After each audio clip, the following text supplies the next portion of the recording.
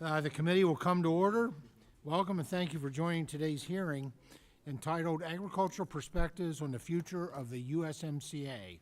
After brief opening remarks, members will receive testimony from our witnesses today, and then the hearing will be open to questions.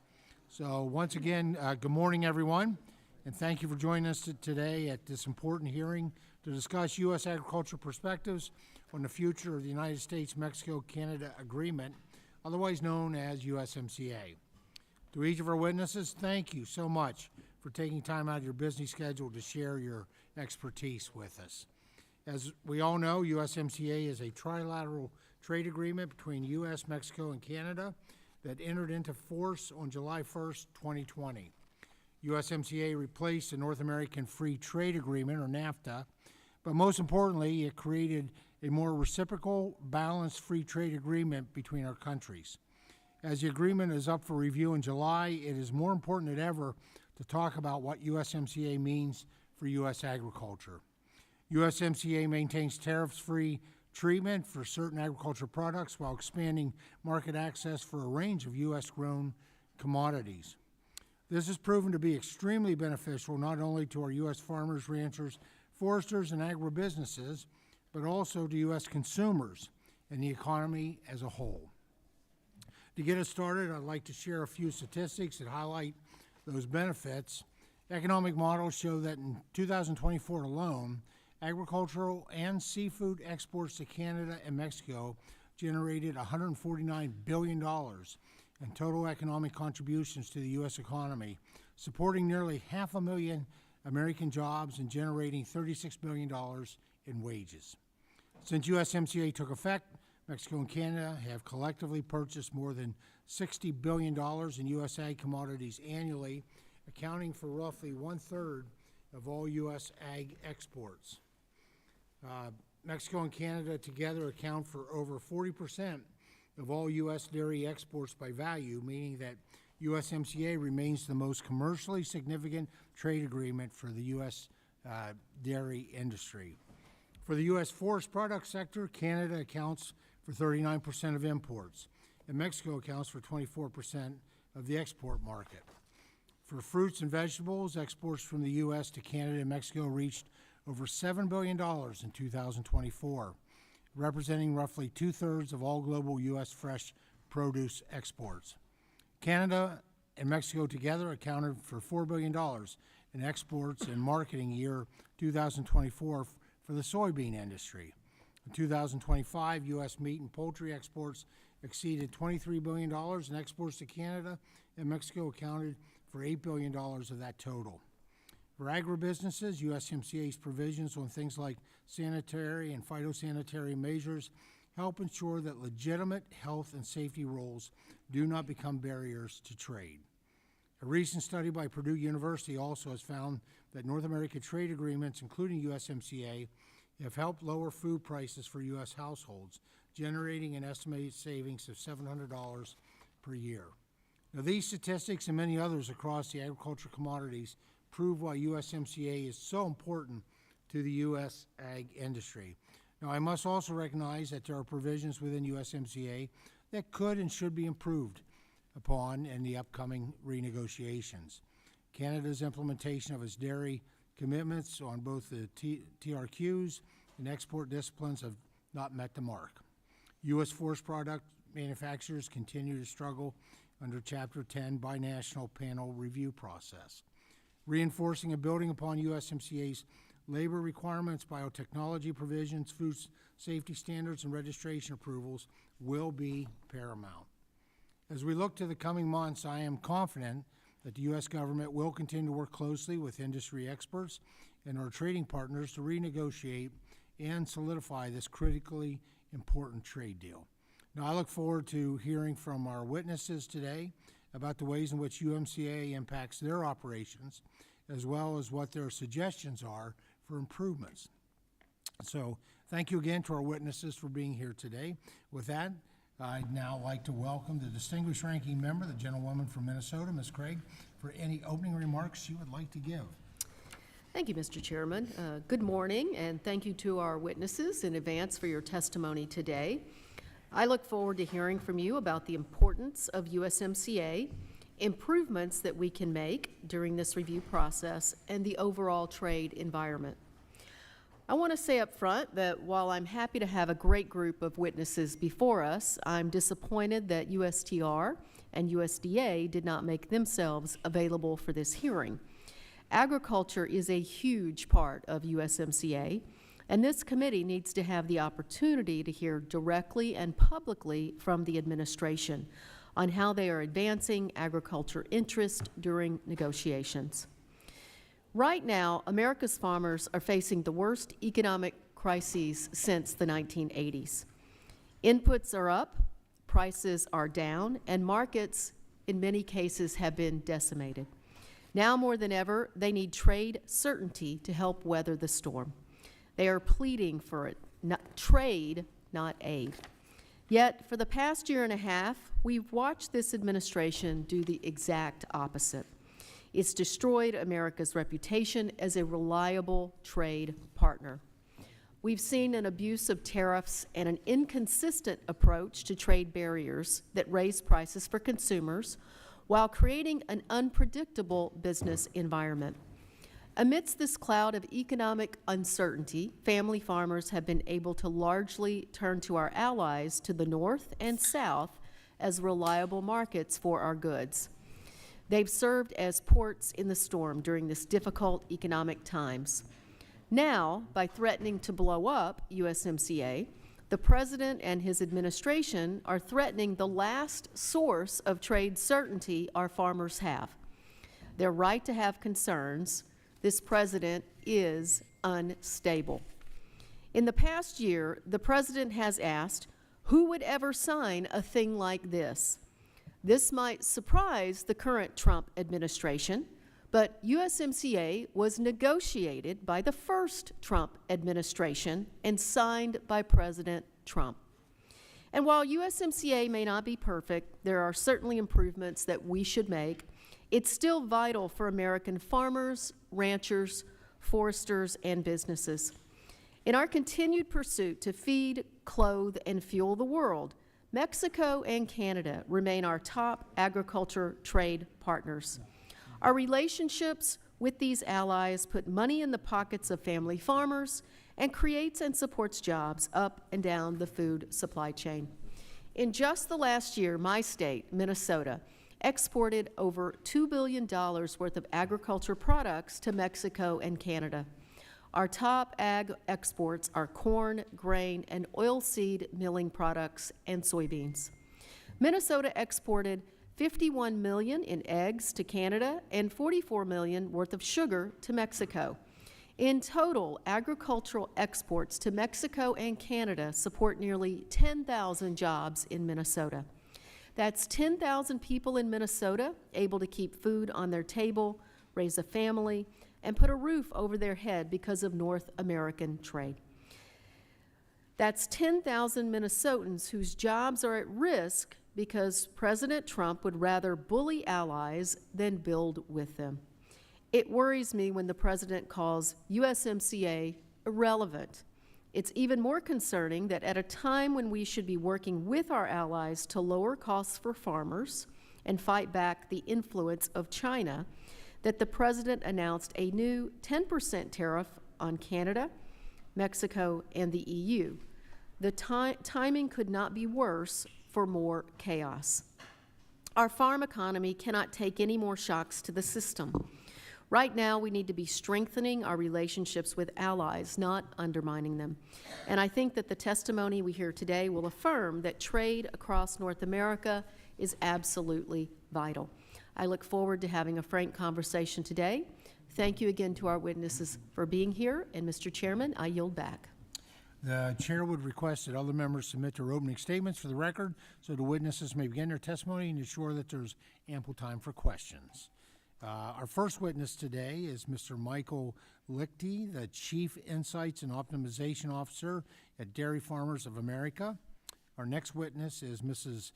Christian Salwin, the Vice President of the Government and Corporate Affairs at Weyerhaeuser. Our third witness today is Mr. Dave Pagola. Mr. Pagola is is the President and Chief Executive Officer at the Western Growers Association. And I'll now yield to the ranking member to introduce our next witness. Thank you, Mr. Chairman. Our next witness today is Mrs. Jamie Beyer. Mrs. Beyer has a farm near Wheaton, Minnesota, where she and her husband, Rod, grow soybeans, corn, sugar beets, and alfalfa. She serves on the board of directors of and is an executive committee member at the American Soybean Association. Thank you, Mrs. Beyer, for being here today, and I look forward to hearing the farmer's perspective. Our fifth witness is Mr. Michael Shump, the Senior Director for International Affairs at the Meat Institute. And our final witness today is Mr. Neil Harrington, the Senior Vice President for the Americas Program at the United States Chamber of Commerce. I want to thank all of our witnesses for joining us today. I think hearing from you all is a great pretext to our work with USTR because we want to be your voice. And so I'm really excited about this panel that we've mustered together today. And we're now going to proceed to your testimony. You each have 5 minutes. The timer in front of you will count down to 0, at which time your time has expired. Mr. Lichty, please begin when you're ready. All right, thank you, Chairman Thompson. Chairman Thompson, Ranking Member Craig, and members of the committee, thank you for the opportunity to testify today on the importance of the United States-Mexico-Canada agreement to the U.S. dairy sector. My name is Michael Lichty, and I serve as Chief Insights and Optimization Officer for Dairy Farmers of America. DFA is the largest dairy cooperative in the United States, representing nearly 5,000 family dairy farms and marketing more than 64 billion pounds of milk annually. Our scale gives us a direct line of sight into how trade policy shapes the milk prices our farmer owners depend upon to sustain their operations, their families, and their communities. I appreciate the opportunity to share our perspective on how USMCA is working today and where improvements are needed to ensure the agreement delivers real results for our farmers as we approach the joint review. Exports are essential to the future of the U.S. dairy industry. Today, export demand accounts for roughly 17% of U.S. milk production and is a key driver of growth across our sector. For dairy farmers, the ability to access and compete in global markets directly supports the milk prices they receive and the investments made across rural America. Within the broader export picture, USMCA remains the most important trade agreement for U.S. dairy. Mexico and Canada together account for more than 40% of U.S. dairy export value. For our farmers, stable and reliable market access is not optional. It is foundational to their ability to operate and plan for the future. First, I want to emphasize that USMCA is working well in Mexico. Mexico is the most important trading partner for the U.S. dairy industry, purchasing billions of dollars of U.S. dairy products each year that are used throughout the manufacturing, retail, and food service channels. This relationship has been built over decades through open markets, strong partnerships, and close coordination between our industries. It stands today as a clear example of how trade agreements can deliver mutual benefit when implemented effectively. For DFA, this success is very real. Mexico is our largest export destination, representing over 14% of our total export revenue. This growth reflects what happens when U.S. dairy farmers are given a fair opportunity to compete. They are able to deliver. And every dollar of export revenue generated in Mexico flows back through our cooperative and supports the milk prices paid to our farmer owners. As we approach the joint review, it is critical that we preserve this success.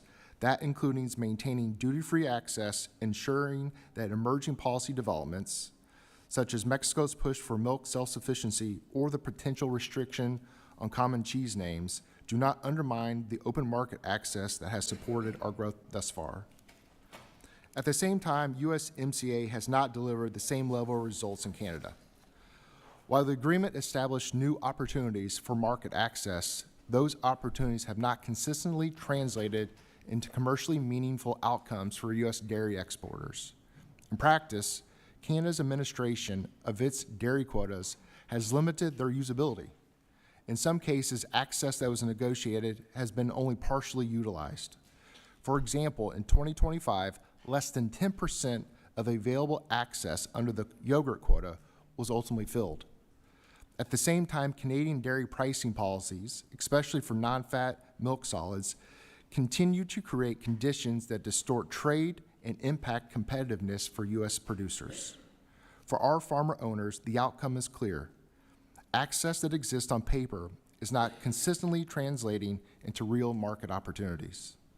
As the joint review moves forward, improving how these commitments function in practice will be important to ensuring the agreement delivers real results for U.S. farmers. In closing, USMCA remains one of the most important trade frameworks supporting the U.S. dairy industry and the rural communities we serve. As policymakers look ahead to the joint review, we encourage a focused approach, preserve what is working, particularly our strong relationship with Mexico, while ensuring that the agreement delivers meaningful results across all markets. At the end of the day, our farmers are asking for one thing, a fair opportunity to compete. When they have that opportunity, they win, and with the right focus, USMCA can continue delivering the opportunities for years to come to preserve the next generation coming to the family farm. Thank you, and I look forward to your questions.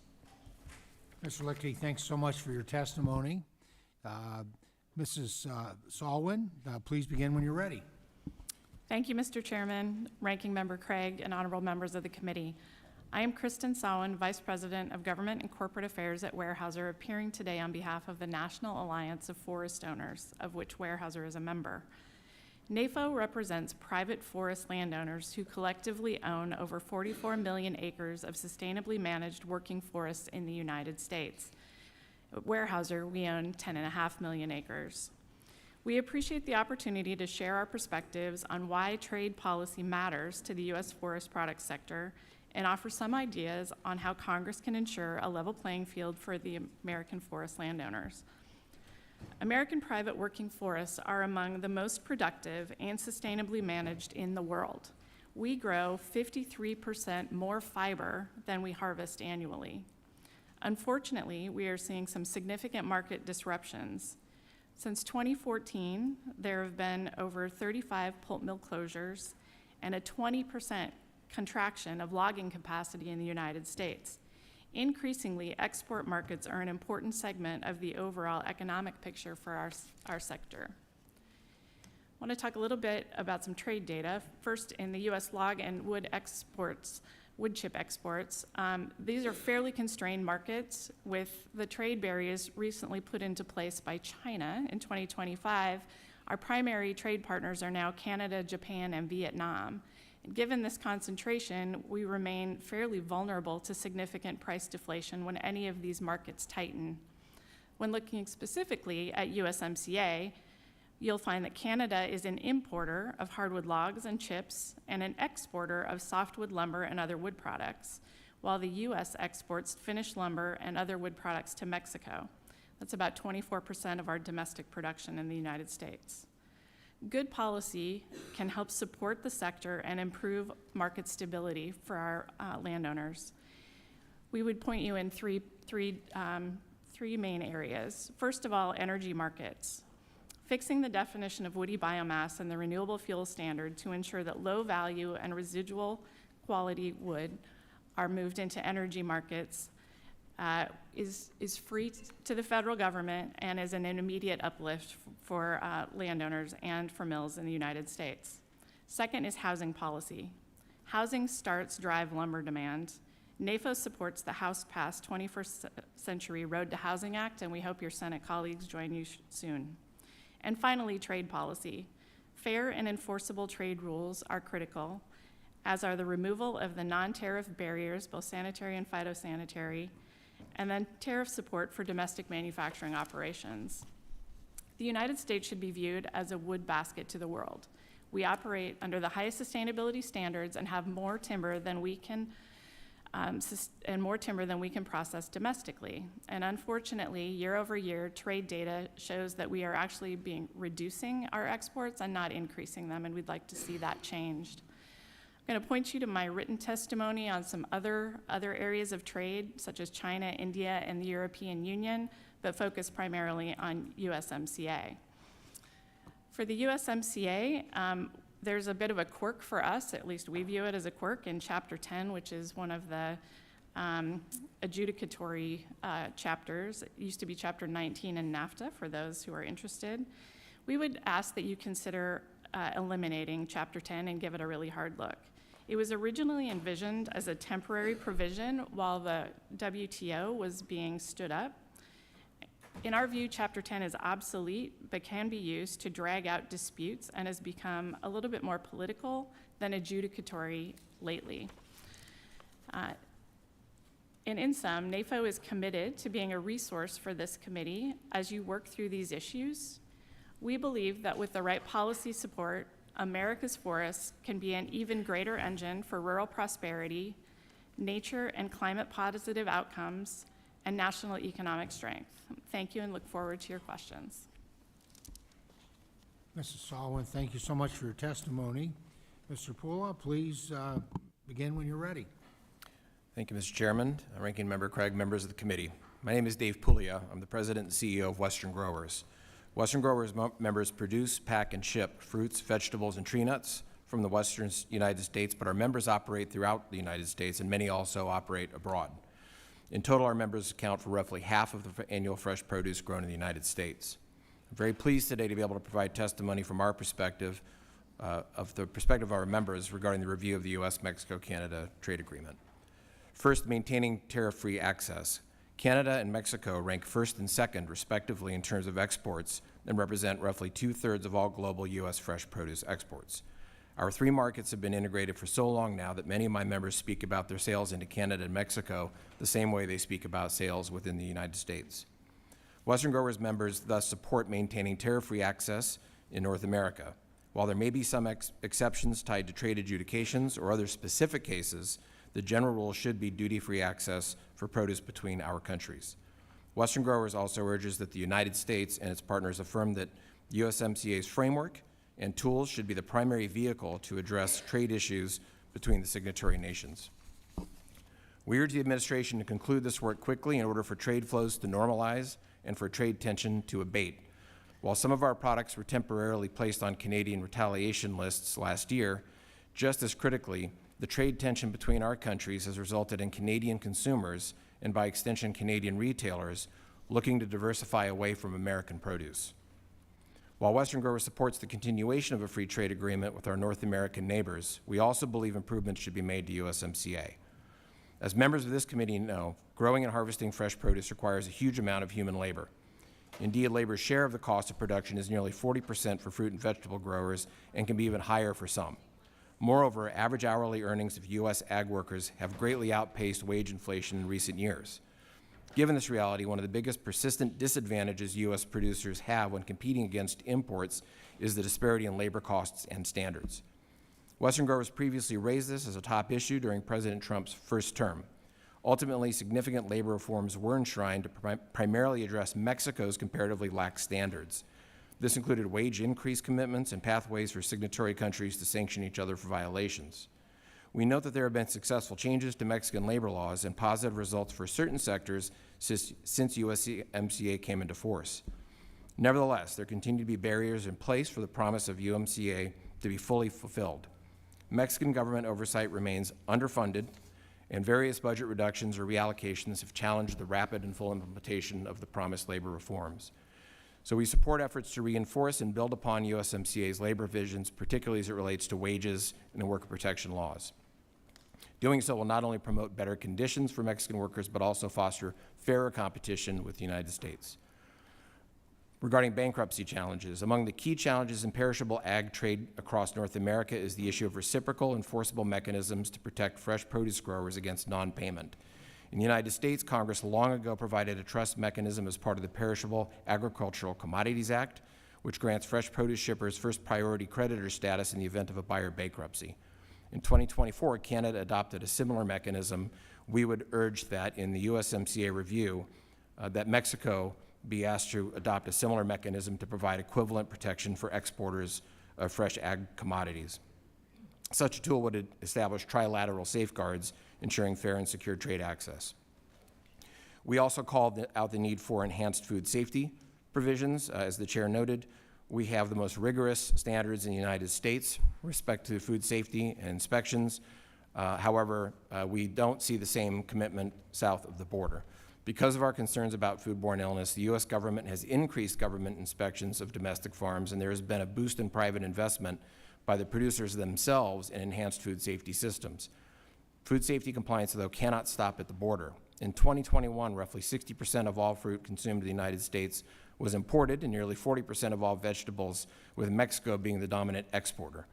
USMCA renewal presents an opportunity for the United States to ensure that food safety oversight and standards are as vigorous in Mexico as they are domestically. Mr. Chairman, we appreciate the opportunity to provide these and other perspectives on renewal of the agreement, and again would urge that USMCA be continued, but with important changes to rebalance the state of play between our three countries. Thank you. Ms. Puglia, thank you so much for your testimony. Mr. Byer, please begin when you're ready.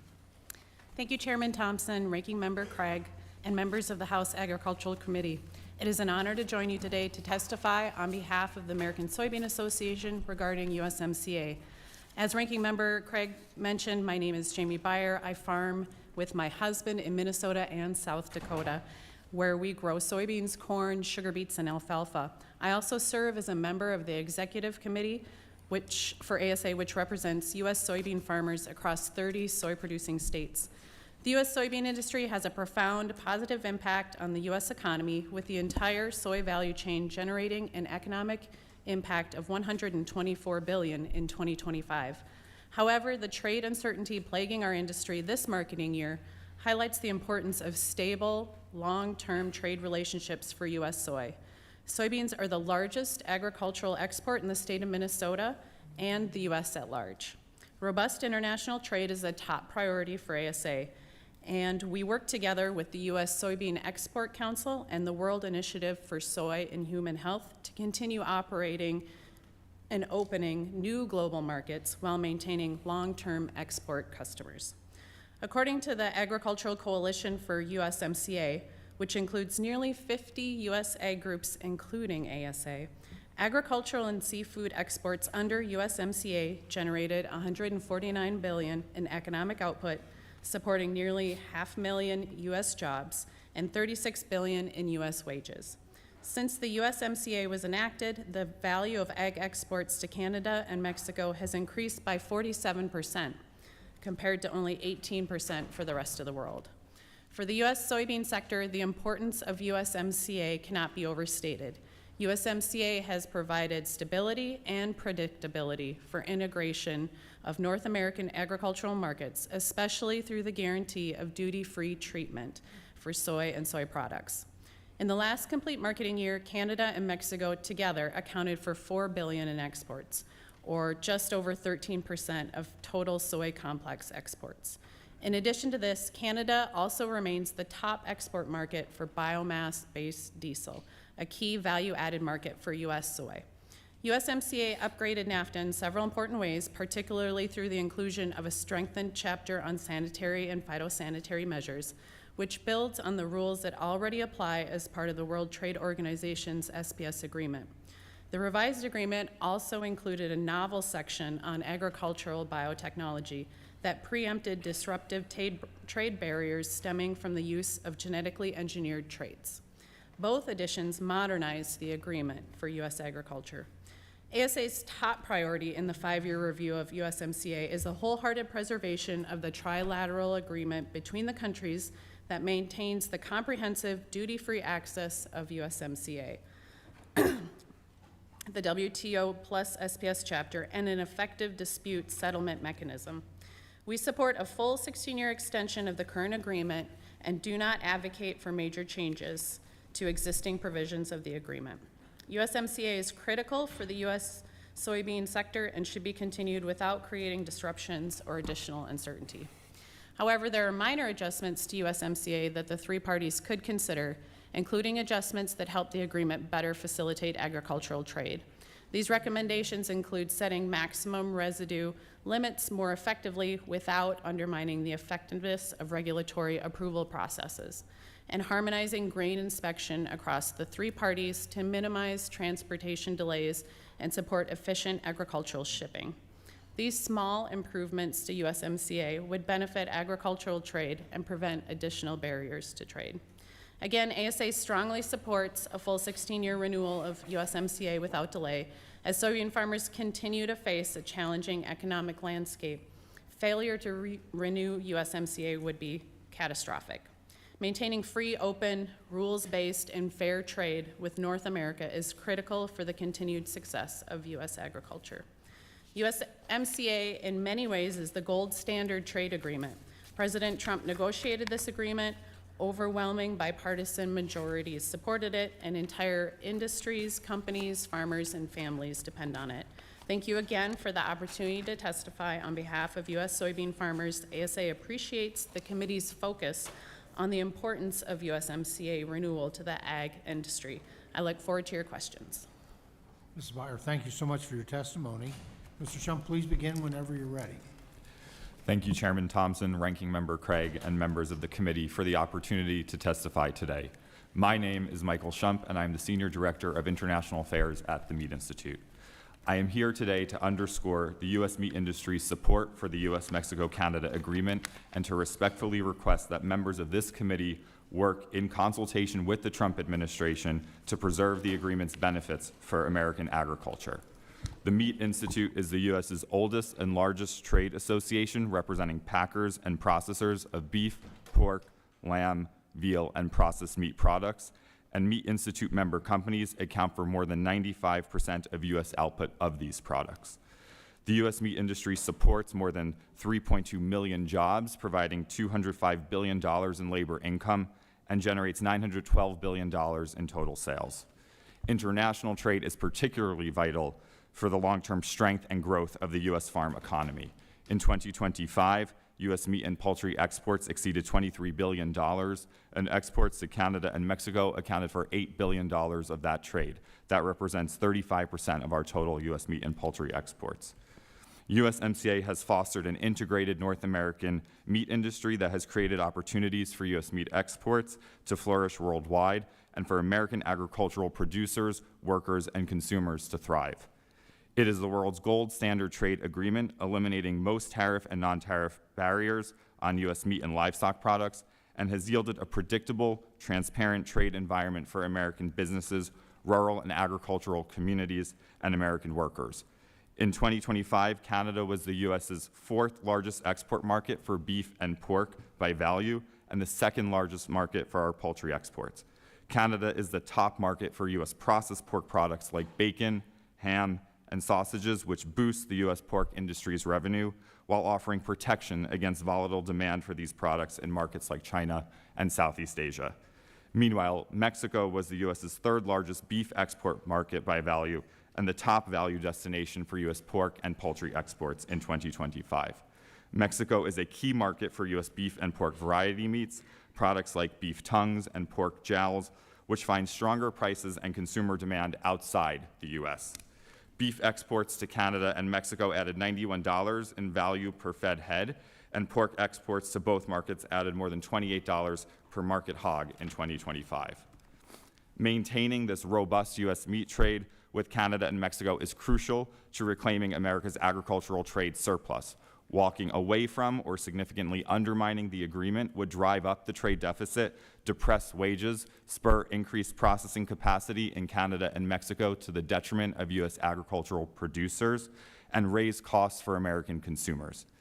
Canada and Mexico are also leading suppliers of livestock, beef, pork, and poultry products to the U.S., illustrating the dynamic nature of the North American packing and processing economy.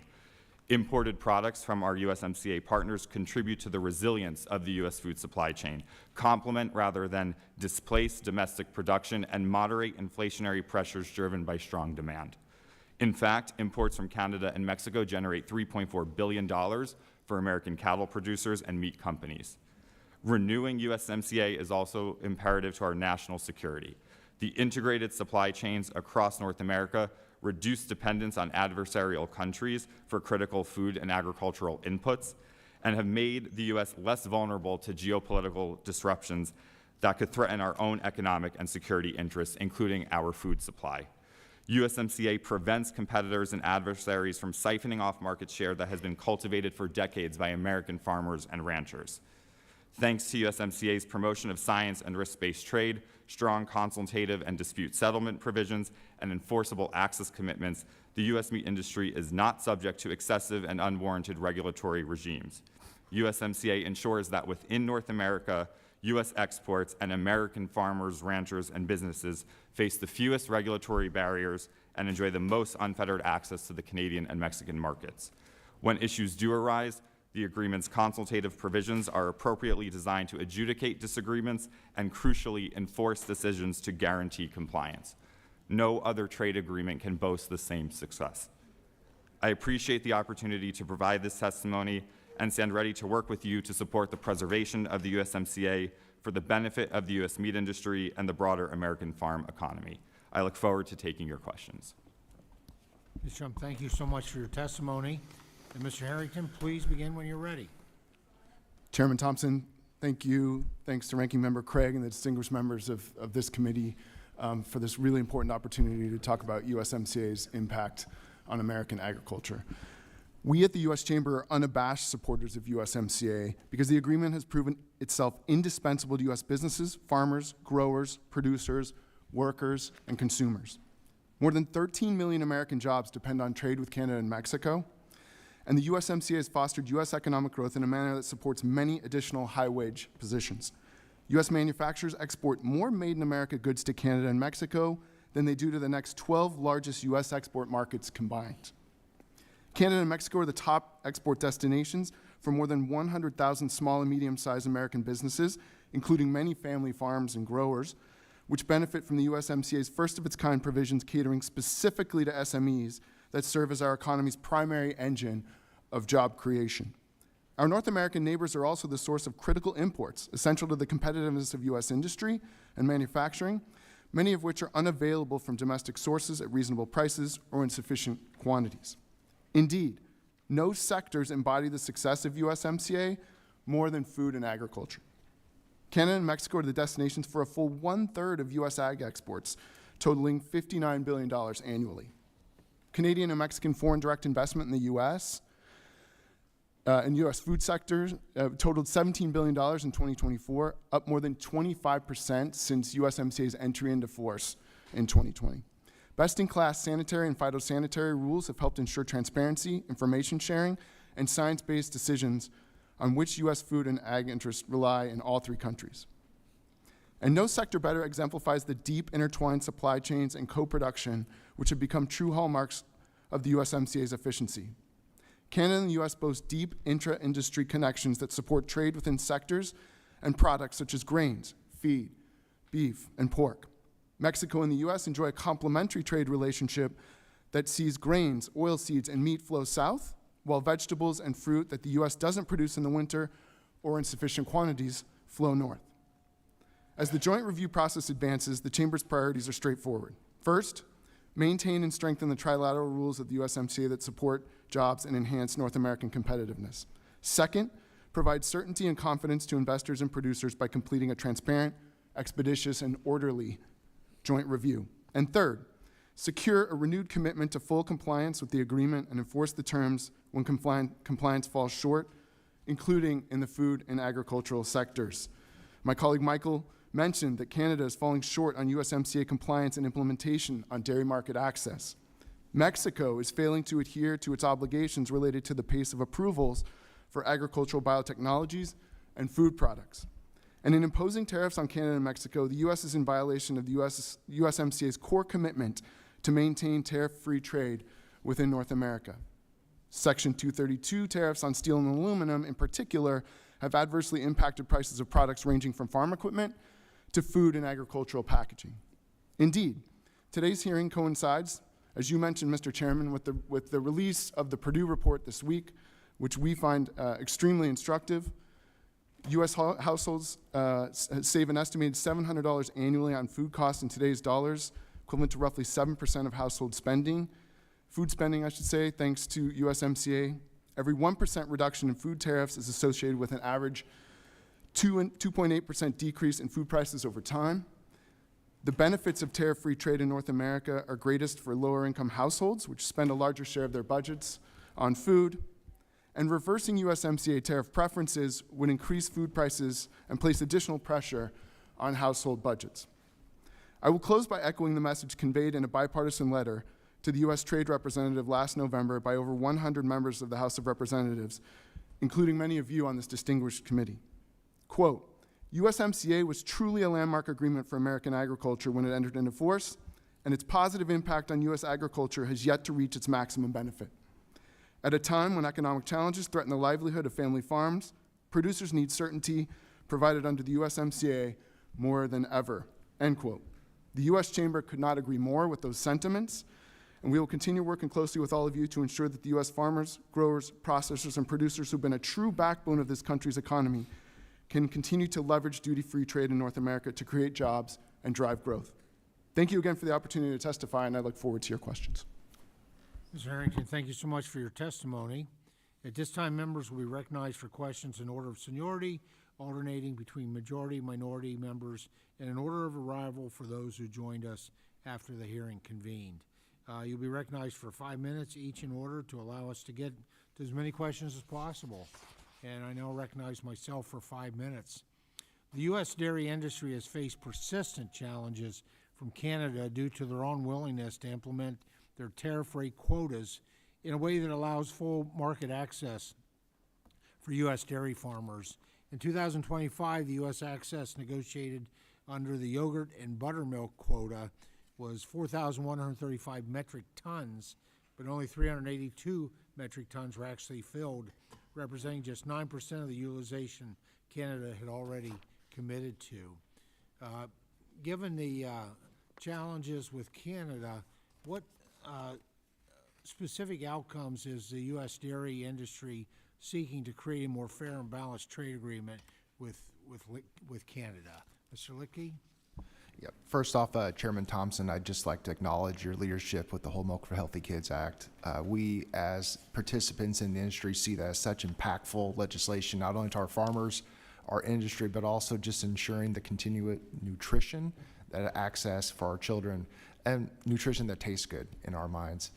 Specific to your question, while we see that there are opportunities to improve upon what was negotiated as a part of the USMCA, I think one resolution that comes top of mind is for the quota that was given is to allow the access and full use of that quota and to provide more enforcement for the non-use of such quota.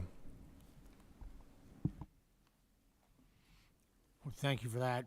Ms. Sullivan, your testimony talks about the U.S.-Canada softwood lumber dispute and discusses industry interests in addressing the dispute resolution process outlined in Chapter 10. You know, walk us through the current state of the conversations and what you expect to see as it relates to USMCA. Thank you, Mr. Chairman. Currently, the USMCA Chapter 10 dispute settlement system is a panel process that seats 3 members. Sometimes they're 3 from Canada, sometimes they're 2 from Canada, 1 from the U.S., sometimes they're 2 from the U.S., 1 from Canada. But what that results in is that the panels are often more political than they are adjudicatory, and they can compel federal agencies to change the manner in which they enforce U.S. laws without a meaningful appeals process. The system is also incredibly slow and has been the source of significant delays in this particular dispute. The delays to date we're around to 10 years in now, and the United States has collected close to $8 billion, but the administration is unable to liquidate these funds into the U.S. Treasury until the Chapter 10 disputes have been completed. We don't even have panels seated for many of them. So we have submitted comments to USTR and have engaged with USTR directly on this request to change Chapter 10. All right, thank you very much. Ms. Byers, in your testimony, you discussed presidential decrees signed by former Mexican President Andres Manuel Lopez Obrador. This decree called for a phase-out of genetically engineered corn, as well as a phase-out of glyphosate, despite a lack of scientific evidence to support these decisions. This policy would have been harmful to many U.S. and Canadian farmers. How did USMCA dispute settlement process serve as a mechanism to resolve this conflict between the U.S., Canada, and Mexico? Thank you for the question, Chair Thompson. As a corn grower, I am aware of those events as we are in the industry. It's my understanding that the U.S. at first consulted with Mexico with no resolution, and then was able to request trade dispute panel to deal with the issue, and that Canada supported that initiative.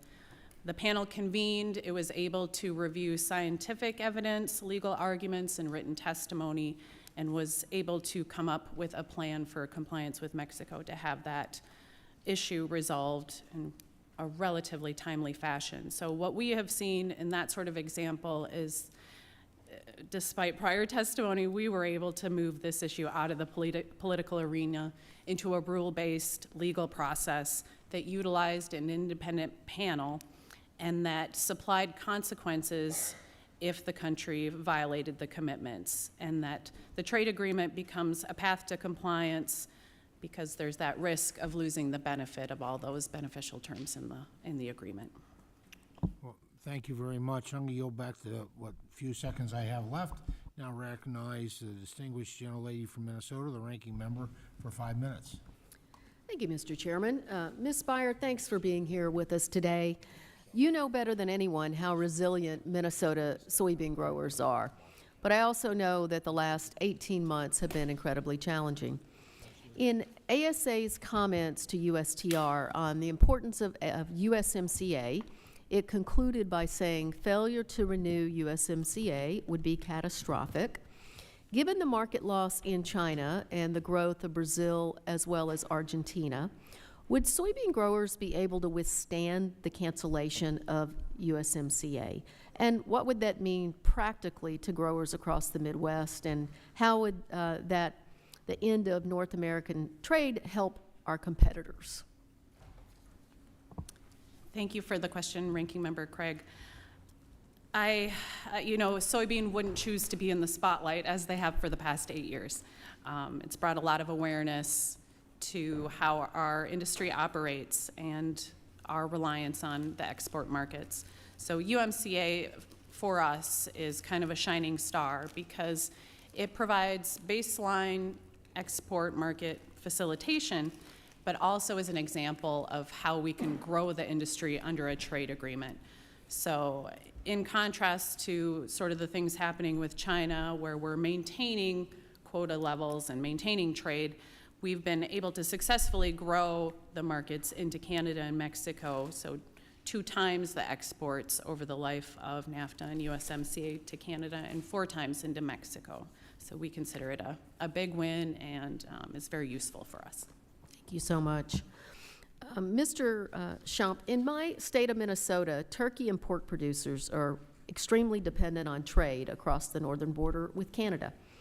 If USMCA were not renewed, how would livestock supply chains be affected? What would it mean for livestock processing, along with producers in my state, and the cost of production?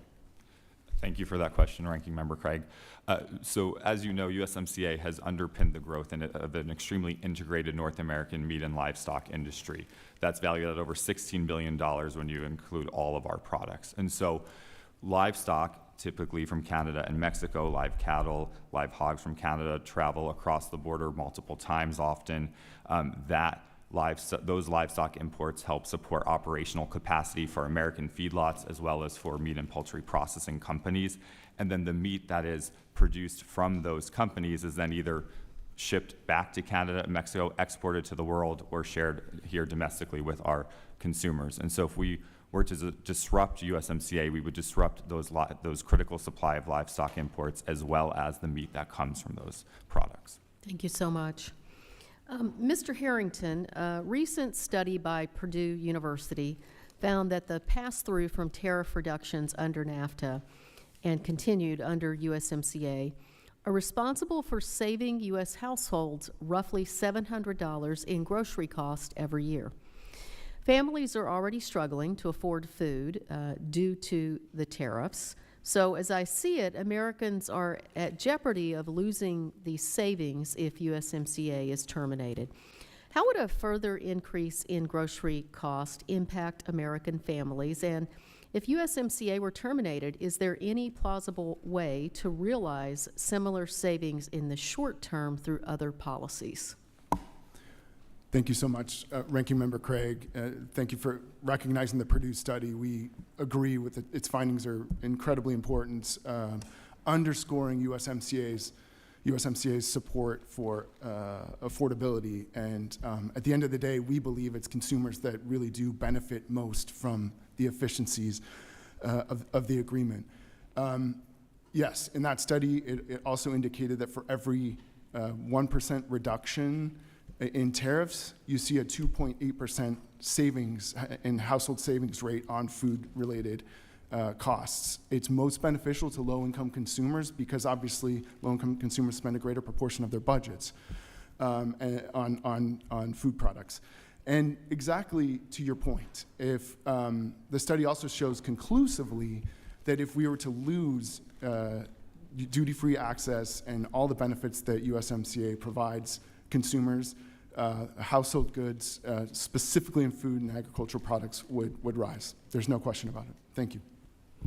Well, I appreciate that very much. And again, thank you to all of our witnesses. We know how important the renewal of USMCA truly is. And with that, Mr. Chairman, I yield back. Gentlelady yields back. The chair now recognizes himself for 5 minutes. And I too want to thank our witnesses for being here today. The USMCA expanded market access for U.S. agriculture, including for products and animal byproducts that do not hold the same level of demand in domestic markets. Mr. Harrington, to what extent do these export opportunities contribute to profitability and efficiency for producers and ag businesses, and what would the economic consequences be if these markets were reduced or lost? Thank you very much, Congressman. In a word, if we lost these benefits, it would be devastating to American agriculture and specifically the producers, processors, growers, and farmers. Starting with the fact that more than a third of U.S. agricultural exports go to Canada and Mexico. Beyond that, it really, what we've seen, what duty-free trade and the certainty of the agreement have provided are these incredibly integrated supply chains that are producing opportunities for producers and growers and farmers and processors in this country based on intercompany trade from Canada, complementary trade from Mexico. These create, and we have a lot of partners, especially in the American Southwest, which will talk about the jobs that these create in the U.S. That complementary trade with Mexico creates tens of thousands of jobs. Same thing on Canada because of the degree of intercompany trade being so strong and those supply chains being so strong. So absolutely, I mean, your question goes right to the fundamental importance of preserving this agreement because it would be very damaging if it were to go away. Mr. Shump, do you want to touch on that from the livestock perspective, selling those pieces and parts and interesting things? Yeah, absolutely. Thank you for that question, Congressman. So, as I mentioned in my opening testimony, trade with Canada and Mexico returned at $91 per head for cattle producers and $28 for our pork producers. So maintaining that trade is critical from that perspective. But we also export to Canada and Mexico high value cuts and as well as processed products in terms of our pork industry to Canada and variety meats to Mexico that don't often find demand in other markets. And all of that maximizes carcass value for our producers. The one other thing I wanted to mention on this is there's the unintended consequence of leaving USMCA is that Canada and Mexico might then look to other trading partners and increase their own processing capacity that would hurt and harm our producers, workers, as well as consumers in the long run. In my part of Oklahoma, the cattle industry is playing a key role in offsetting poor commodity prices and helping many of my constituents remain operational. So how does the USMCA contribute to the profitability and efficiency for producers? Continuing with your last point. So the agreement, like I said, it helps to maintain strong livestock trade across North America. And so if we were to leave that agreement, what we would see is that trade disrupted, Canada and Mexico keeping more of their livestock within their countries, as well as our producers not being able to run at full capacity here within the U.S. You know, some of the livestock we get from Mexico and Canada go for feeding operations or direct slaughter, and so we would see areas of the country not be able to have feedlots operate at their full capacity, as well as our meat companies would struggle to have that stable supply of consistent animals to the produced food that is sent both here to consumers and exported around the world. Switching gears, Ms. Beyer, your testimony mentioned the importance of the biotechnology provisions of the USMCA. What do these provisions mean for farmers when investing in new soybean varieties? Thank you for the question. It takes, we've been told, 13 years for a trait to be identified and to end up as a seed on a farm. And so the pipeline for the development of technology is always a decade old. And that has to do with our regulatory standards, our safety standards in the U.S. USMCA helps us capitalize on some of those efficiencies between the countries, so we're not stacking those sorts of processes, that we can recognize each other's efforts in that. And then also it contains commitment to finding pathways for new technology, so that that doesn't get bogged down by politics or rhetoric, that we have a commitment to make sure that we're continuing to work on regulating new traits as well. Thank you. My time has expired. The chair now recognizes the gentleman from California, Mr. Costa, for 5 minutes. Thank you very much, Mr. Chairman, and I think it's important that we hold this hearing as negotiations are going on as we speak with USMCA. As I say all the time, food is a national security issue, and I think California certainly proves it. As a third-generation farmer, clearly I know firsthand the challenges that we face. We're the largest agricultural state in the nation. We exported $23.8 billion in farm products, about 44% of what we grow in California. They are such crops as almonds, pistachios, dairy, wine, walnuts, tomatoes, rice, grapes, strawberries, and citrus, just to give you a bit of the diversity. We think they're special. I'm not sure. We have a communication problems. When people go to the grocery store, they don't go to the specialty crop aisle, but that's another matter. But people are hurting in farm country. Bankruptcies are up, and this is something that is so critical as I go home every week to talk with my farmers, ranchers, dairymen, and women. President Trump took NAFTA, won, and upgraded it. It needed to be done. Bob Lighthizer was very effective in that effort. Put a new label on it, called it USMCA, the best, greatest trade agreement ever known to mankind. I think I remember when he signed it in 2020. And that may be, but the fact is that it is an important tool between our borders to the north and the south, countries that we've had long-term relationships with. For the life of me, I can't understand why we're not using that in the 5-year review period to deal with the differences, as opposed to insulting comments like a 51st state and other such tactics that I don't think help the process. We need a deal. We must get a deal, and it must be trilateral and enforceable and dependable. Farmers need certainty in our marketplace and not chaos. Mr. Puglia, we've worked together for many years. I appreciate your good work with Western growers and the specialty crops I talked about. It's the heart of agriculture, not only in my district, but in California, where growers compete every day in the North American market. Can you share a bit about the Perishable Ag Commodities Act and why it's important for our industry and why it should be a part of the USMCA discussions with Mexico? Thank you, Congressman Costa, for the question. I appreciate that. Yes, the Perishable Agricultural Commodities Act recognizes that a producer of a perishable food product, in the event of the buyer going into insolvency or bankruptcy, can't pull the product back by the very fact that it's perishable. By the time the product has been delivered, the clock is running out on its usable lifespan, and by most standards, the product's been sold, the revenue has been generated to the retailer or to the food service company, and the grower, of course, expects to be paid. And so that's the heart of the Perishable Agricultural Commodities Act. And we have among the highest standards in the country, California growers, correct? That is correct. And we want them to be strong and consistent in oversight. Can you give us one or two examples of imported food safety oversight enforcement that should be improved? You talked a bit about it earlier, and how the United States could use USMCA to secure that. Yes, again, thanks for the question. Very briefly, I'll put it in this context. In 2023, the US FDA conducted 11,000 domestic inspections of produce operations, only 1,500 foreign inspections, even though we have a very significant share of fresh fruits and vegetables coming from abroad.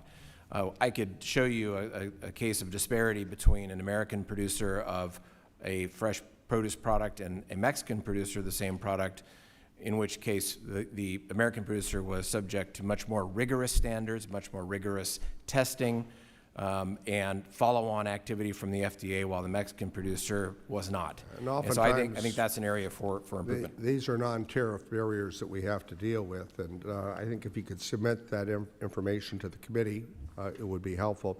Mr. Shump, with the Meat Institute, you confirmed the New World Screwworm in Texas.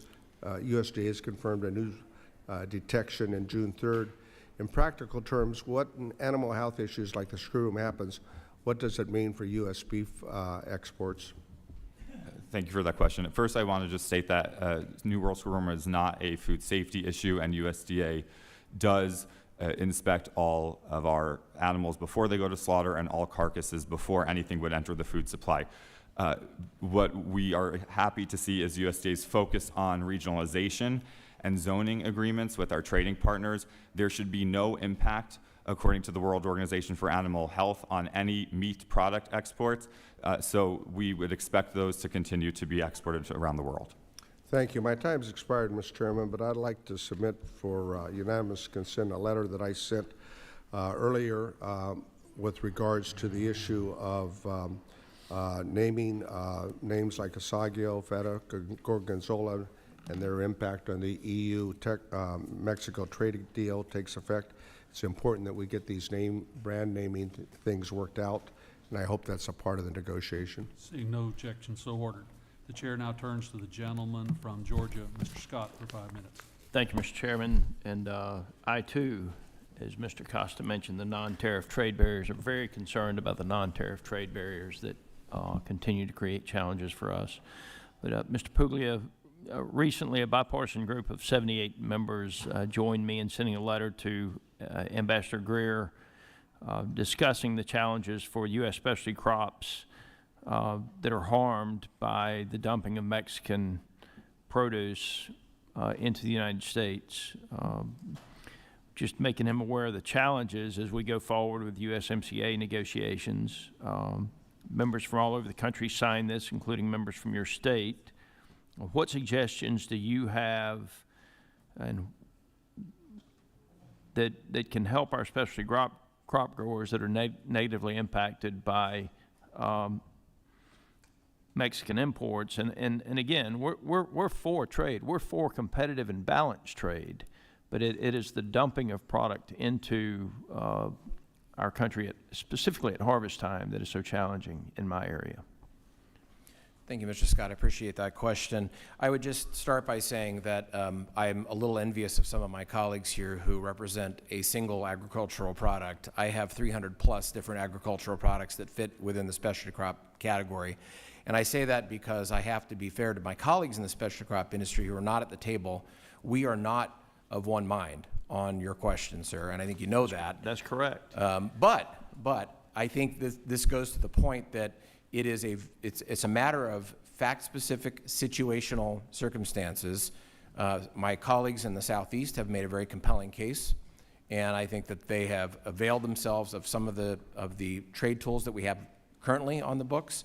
I would point, for example, to the tomato suspension agreement, which was a quasi-adjudicatory process that found Mexico to be dumping illegally product in the United States, and as you know, that suspension agreement— Can you say that again? They found Mexico to be dumping illegally into the United States? Sure, it was recorded.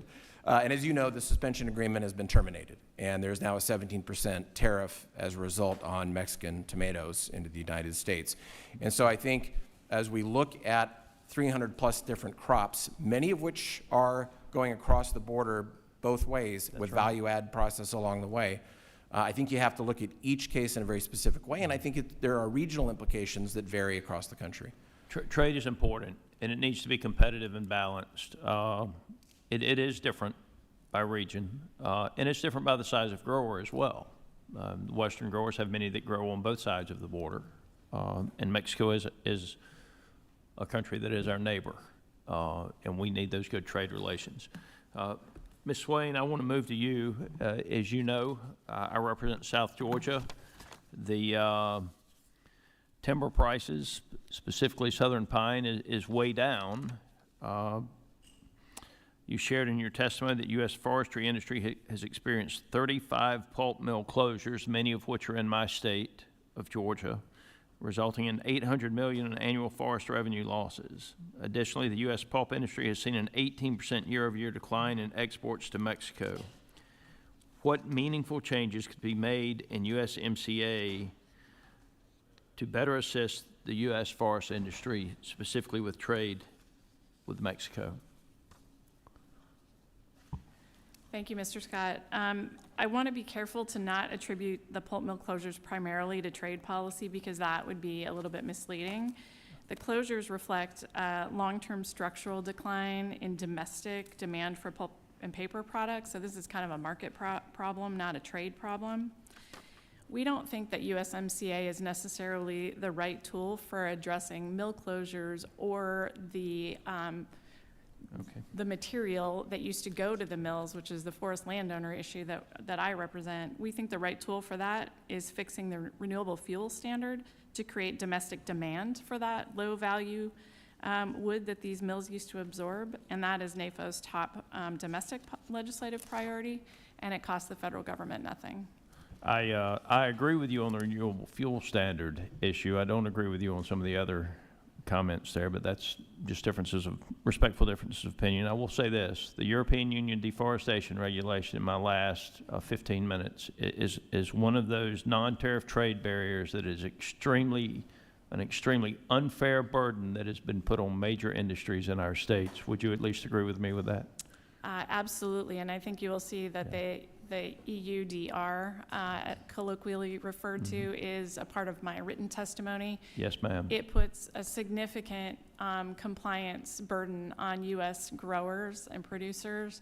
Yes, ma'am. And my time has expired, but I think it's interesting that the European Union has exempted some of their own countries from compliance with the EUDR. The gentleman's time has expired. The chair now recognizes the gentlelady from North Carolina, Ms. Adams, for 5 minutes. Thank you, Mr. Chairman, and thank you to the witnesses for your testimony. I want to bring our attention back to the founding principles that made this agreement necessary.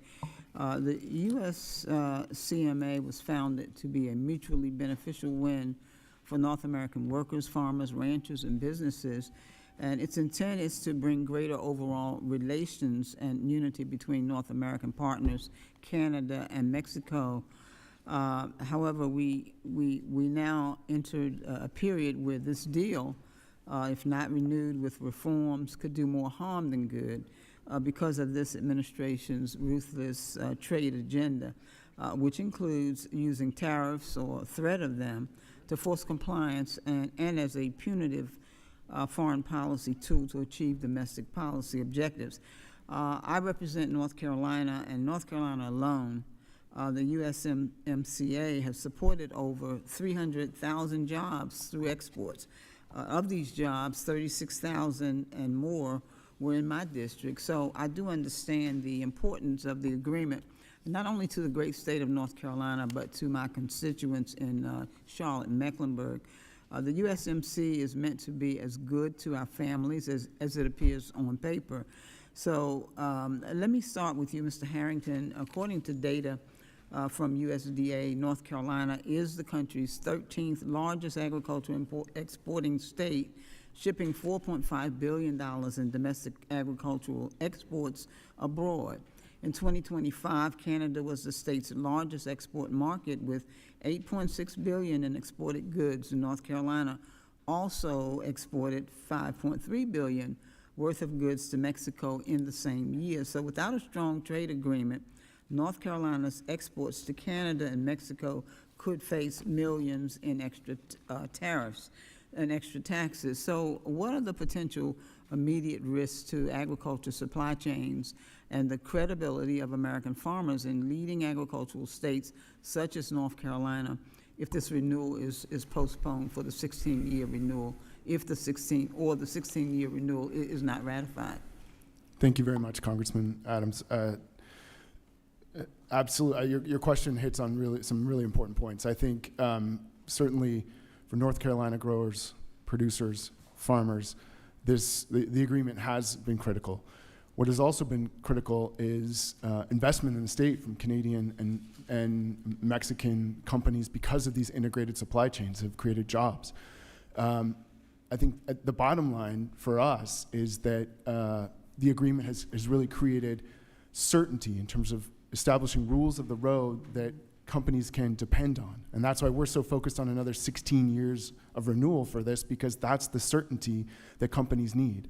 And that really translates, having you put that together and it forms a virtuous circle that benefits, at the end of the day, North Carolina consumers and consumers across the country with reduced cost. Okay, so clearly the more significant consequences will manifest over time. Nonetheless, individuals in my district who depend on agricultural imports and exports must be able to strategize for their future rather than remain subject to uncertainty.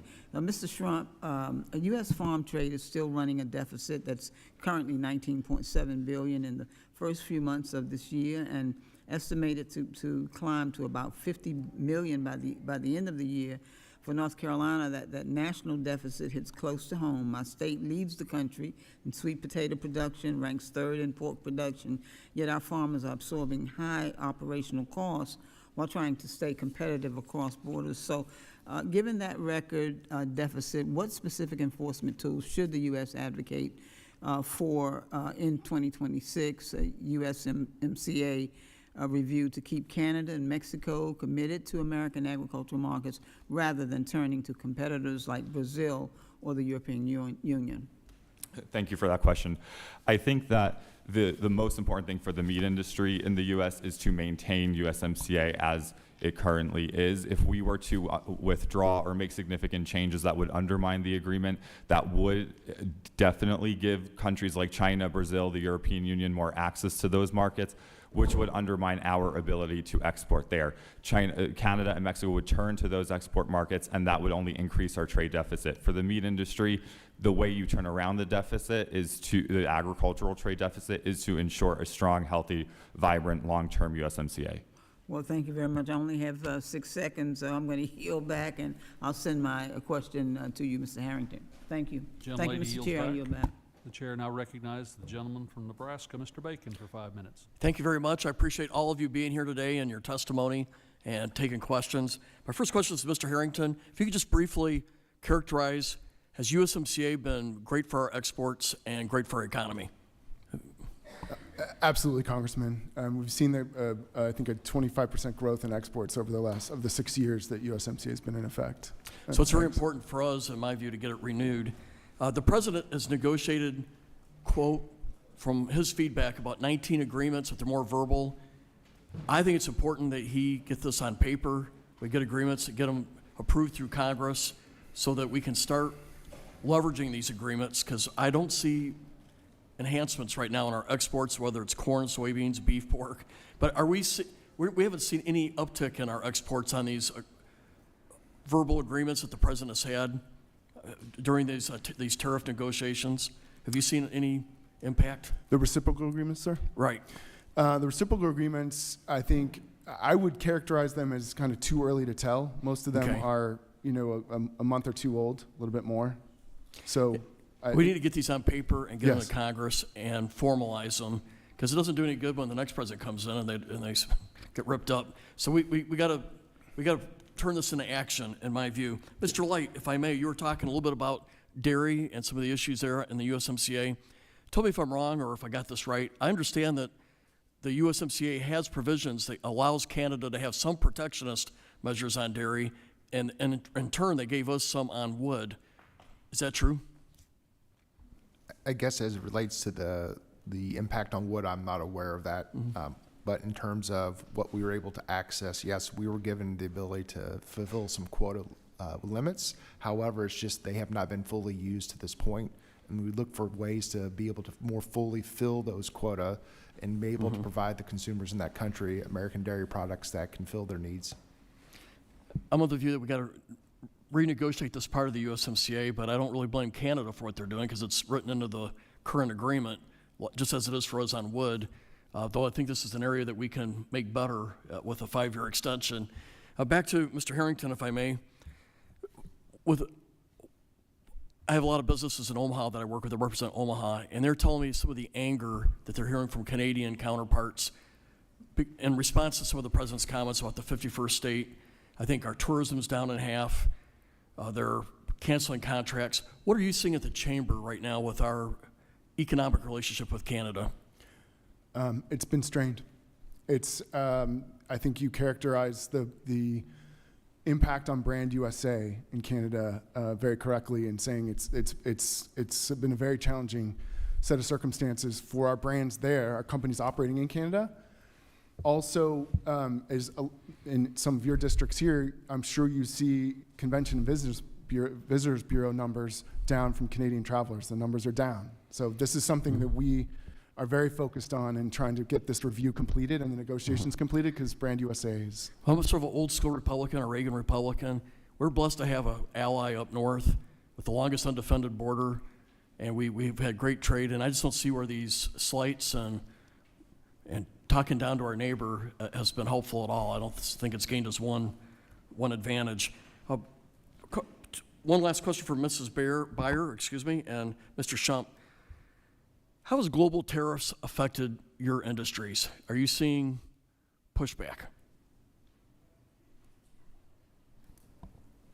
Thank you for the question. I think, tariffs can certainly distort the market, and prices go down a lot faster than they pop back up. So to your point, written long-term trade agreements will give us the stability to be able to make investments and endure for the next generation.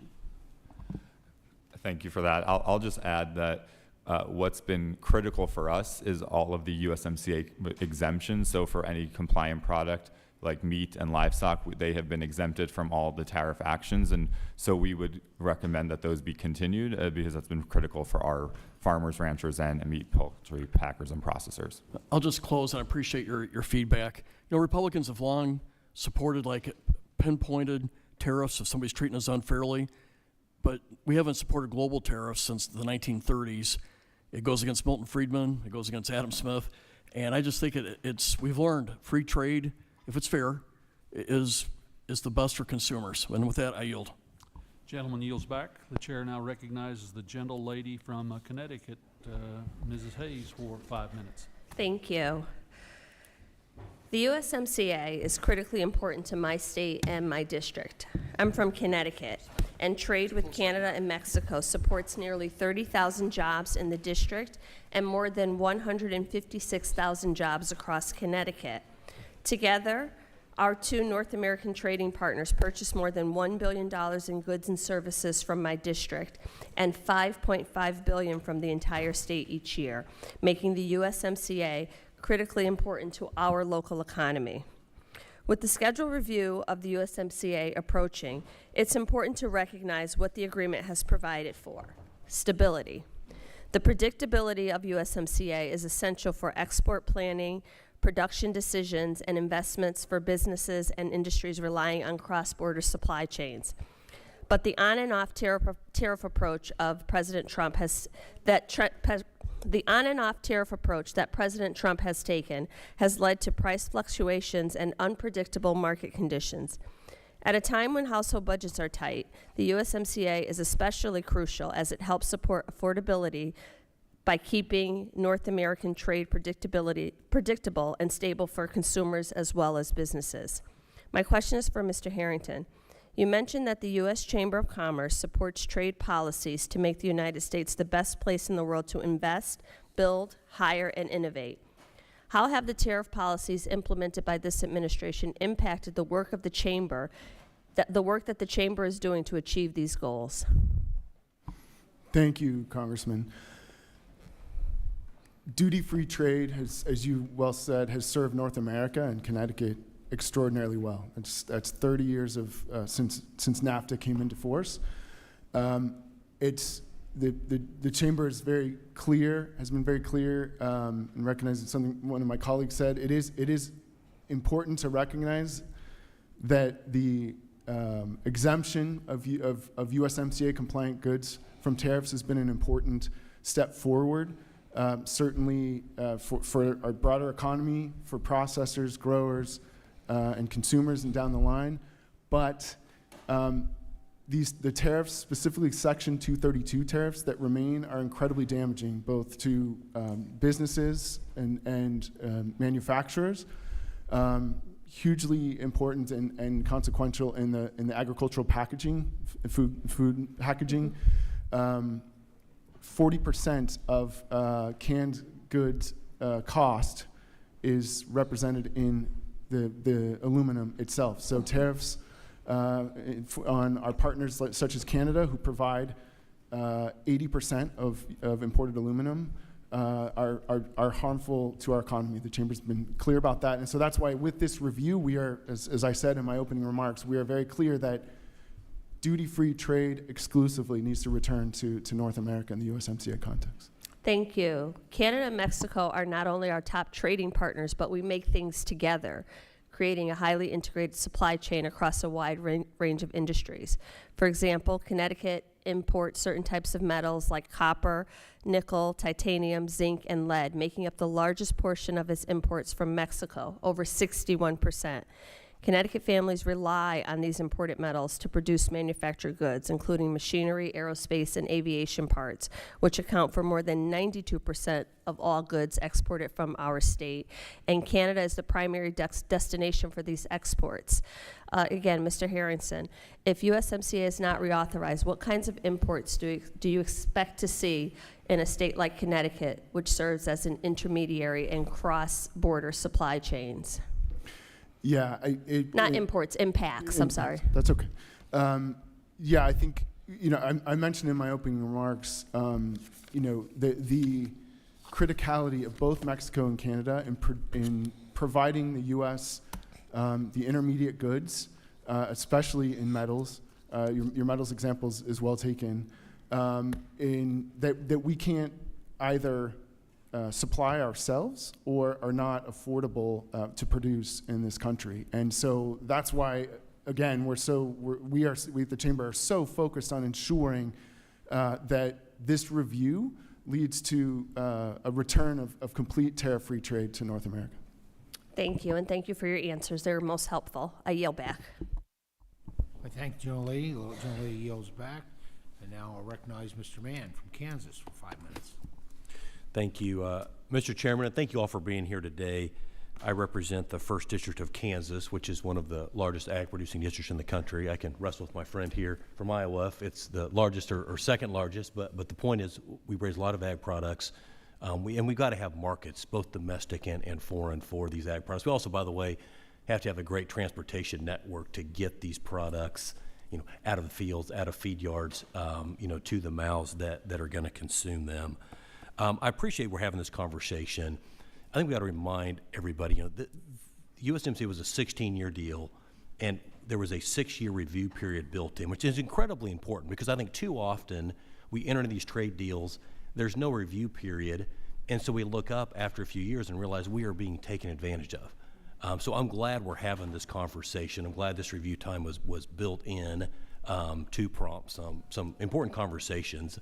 Many times what happens is these non-tariff trade barriers enter in, as we all know, as example, non-GMO corn going into Mexico, right? So we have to have an opportunity to do a reset, and that's exactly what we're doing. I think it's healthy, it's good. I think the American farmer is going to benefit greatly in the long term by doing this. Just a handful of quick questions. First off for you, Mr. Lichty, and I was at DFA a couple weeks ago, had Undersecretary for Trade Luke Lindbergh there. The coldest and best milk in the country is at DFA's headquarters, if you're ever passing through. I know I've taken the chairman there as well. No doubt about that. But my question for you, in your testimony you share that export demand now accounts for 17% of total milk production. U.S. milk production trends continue to outpace domestic consumption patterns, necessitating exports. What percent of all U.S. dairy exports go to Mexico, and what percent go to Canada, and how important are these markets to support our domestic milk production? Well, first off, Congressman Mann, it's great to see you again. Appreciate the chance to be here with the committee today. I think in Chairman Thompson's opening comments, he referenced that the combination of Mexico and Canada represents around 40% of the export value, with Mexico being the largest of those two.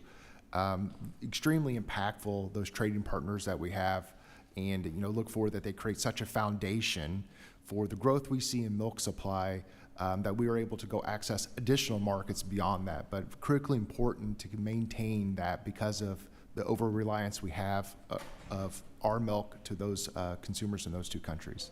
Great. And similar question for you, Mrs. Byers, regarding soybeans. Soybeans are the top export crop in American agriculture.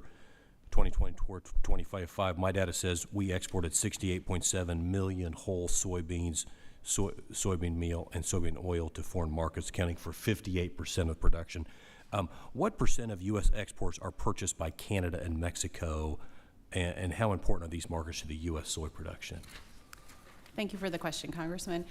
13% together is what we end up exporting to Canada and Mexico at a value of $4 billion.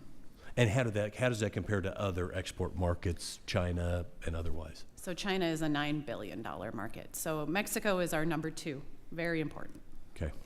And then lastly, for you, Mr. Shump, on the meat side of things, meat and poultry exports support a broad ag supply chain, as we all know, whether it be fertilizer and fish bait production that rely on animal byproducts or increased demand for feed crops such as corn and soybeans that go into the livestock that consumes that, and then of course is harvested and exported. Can you explain how exports of U.S. meat and poultry products generate economic benefits across the broader North American ag industry? Yeah, absolutely. That's a great question. So we export 25% of our pork production, 15% of beef, and 15% of poultry production. So a decent amount of what we produce is exported, but a lot of what's exported is not consumed in high levels here in the U.S. So that helps bring value back to producers, American farmers and ranchers who are able to send some of those products that see higher demand elsewhere. It also generates additional revenue and income for our corn and soybean farmers, hundreds of millions of dollars, $2.1 billion on the corn side. And to your point on transportation, it supports truckers and transportation networks and ports. So it supports jobs all across the country. Right. Well, I see my time's expiring, Mr. Chairman. Thank you all again for being here. And again, I'm glad that we're doing this review period at this very important time for American agriculture. And I yield back my 6 seconds. Thanks, Mr. Chairman. I thank the gentleman for yielding back his 6 seconds. I now recognize the gentlelady from Ohio, Ms. Brown, for 5 minutes. Thank you, Mr. Chairman, and thank you to our witnesses for being here today. For farmers, producers, workers, and communities across the country, trade policy is not theoretical. It determines whether farmers have stable markets, whether producers can compete on a level playing field, whether workers are protected, and whether communities have a real chance to grow. We know what happens when trade policies fail to protect domestic production, from NAFTA to lax enforcement of unfair trade policies to distortion from competitors like China. Too many communities experience plant closures, lost industrial capacity, and weakened supply chains, including the agricultural processing, transportation, and manufacturing networks that farmers rely on. And farmers are also harmed when trade policy becomes unpredictable and unstable. When broad tariff actions trigger retaliation, raise input costs, disrupt export markets, and make it harder for producers to plan the future. Either we support a rule-based, enforceable North American trade policy that gives farmers, workers, and businesses certainty, or a chaotic, hand-handed tariff policy that harms farmers, raises costs for consumers, and gives China and other competitors an opening to capture market share. The USMCA was designed to be different, a stronger, fairer, and more enforceable North American trade framework that supports farmers and ranchers, protects workers, strengthens domestic industries, and helps communities like Cleveland compete in the 21st century economy. So, Mr. Puglia? All right. Can you share what labor enforcement tools should be strengthened in the USMCA review to ensure farmers, American farmers, growers, producers, and workers are not undercut by weaker or under-enforced labor standards? And how do we make sure the USMCA supports domestic agriculture production and food supply chains rather than creating incentives for production, processing, or investment to shift outside the United States? Thank you, Congressman, for the question. I'll refer to the Independent Mexico Labor Expert Board, which was created by Congress as part of the USMCA Implementation Act itself. And that board has periodically reported to the U.S. Department of Labor their assessment of compliance or lack thereof with USMCA's labor provisions in Mexico. I'll just give you a couple of quick suggestions that that panel has made that we would concur with. One of their findings is that the number of inspectors, labor inspectors in Mexico, should be increased. They found that for the population of the workforce in Mexico, approximately 60.5 million workers, there should be around 4,000 inspectors. There are only 660. So that seems an obvious area where Mexico could step up its commitment to compliance with USMCA. They also suggest expanding access to trainings for federal and state level labor inspectors on child labor protocols to ensure that guidelines related to identifying, sanctioning, and referring for criminal investigation of child labor violations are followed. And then finally, I think transparency is important. The panel suggests collection and publication of information on the number of routine and unannounced inspections and, of course, of matters referred for criminal prosecution. And so I think those and other suggestions made by the panel would all help remove some of the unfair practices taking place in Mexico that undercut American production in terms of cost of labor. Briefly, how should Congress think about USMCA, not just as a trade agreement, but as part of a broader economic and national security strategy to reduce dependence on China, protect farmers and producers, rebuild domestic capacity, and ensure communities like Cleveland are not left behind again? Appreciate the question. So as I had mentioned, on the economic side, there's no replacement for USMCA. Our farmers, ranchers, and meat and poultry packers and processors rely on that integrated network and the meat product and livestock trade that happens across our borders, often multiple times. But Canada and Mexico either have a trade agreements with or are negotiating with China, Brazil, the European Union, so our competitors and our adversaries. If we were to walk away from the USMCA, these countries would surely gain more market share to our expense. And so our ask is that USMCA be preserved and continued so that we remain the dominant supplier in Canada and Mexico and that we continue to have unfettered access, preferential treatment in those markets compared to those other countries. Thank you so much. As we review the USMCA, we should strive for trade policies that maintain stable markets for farmers and producers, strengthen labor enforcement, build resilient supply chains, and rebuild domestic production rather than hollow it out. And with that, Mr. Chairman, I yield back. Thank you. Young lady's time has expired. I recognize Mr. Fincher for 5 minutes. I just want to thank Chairman Thompson for holding this hearing today. I think it's very, very important. I want to thank our witnesses for being here today, and I want to thank you for your testimony. It was very impressive, and when you read through it, we understand that USMCA remains the gold standard for international trade policy. And for one of the largest integrated economic blocs, Mexico, Canada, U.S., this provides us a roadmap for the most important regional supply chains in the world. And I'm excited. I mean, you know, people can criticize or whatever, but to revisit and to reset this trade deal is paramount. I think it's just a great thing that we're doing. So that being said, you know, one of our areas that makes USMCA incredibly strong for our farmers is the facilitation of biotechnology and the SPS chapters that prevent non-science-based trade barriers. However, As we look for targeted improvements in these chapters, there are opportunities to better align pesticide maximum residue limits with Codex standards and further enforce barriers to trade biotechnology. Mr. Beyer, Ms. Beyer, sorry. Could you quickly explain the importance of USMCA assessing critical inputs for your farm and the benefits of maintaining strong SPS biotechnology provisions? Thank you for the question, Congressman. Certainly, as if we can be more consistent among the three trading partners without impeding everyone's regulatory authorities.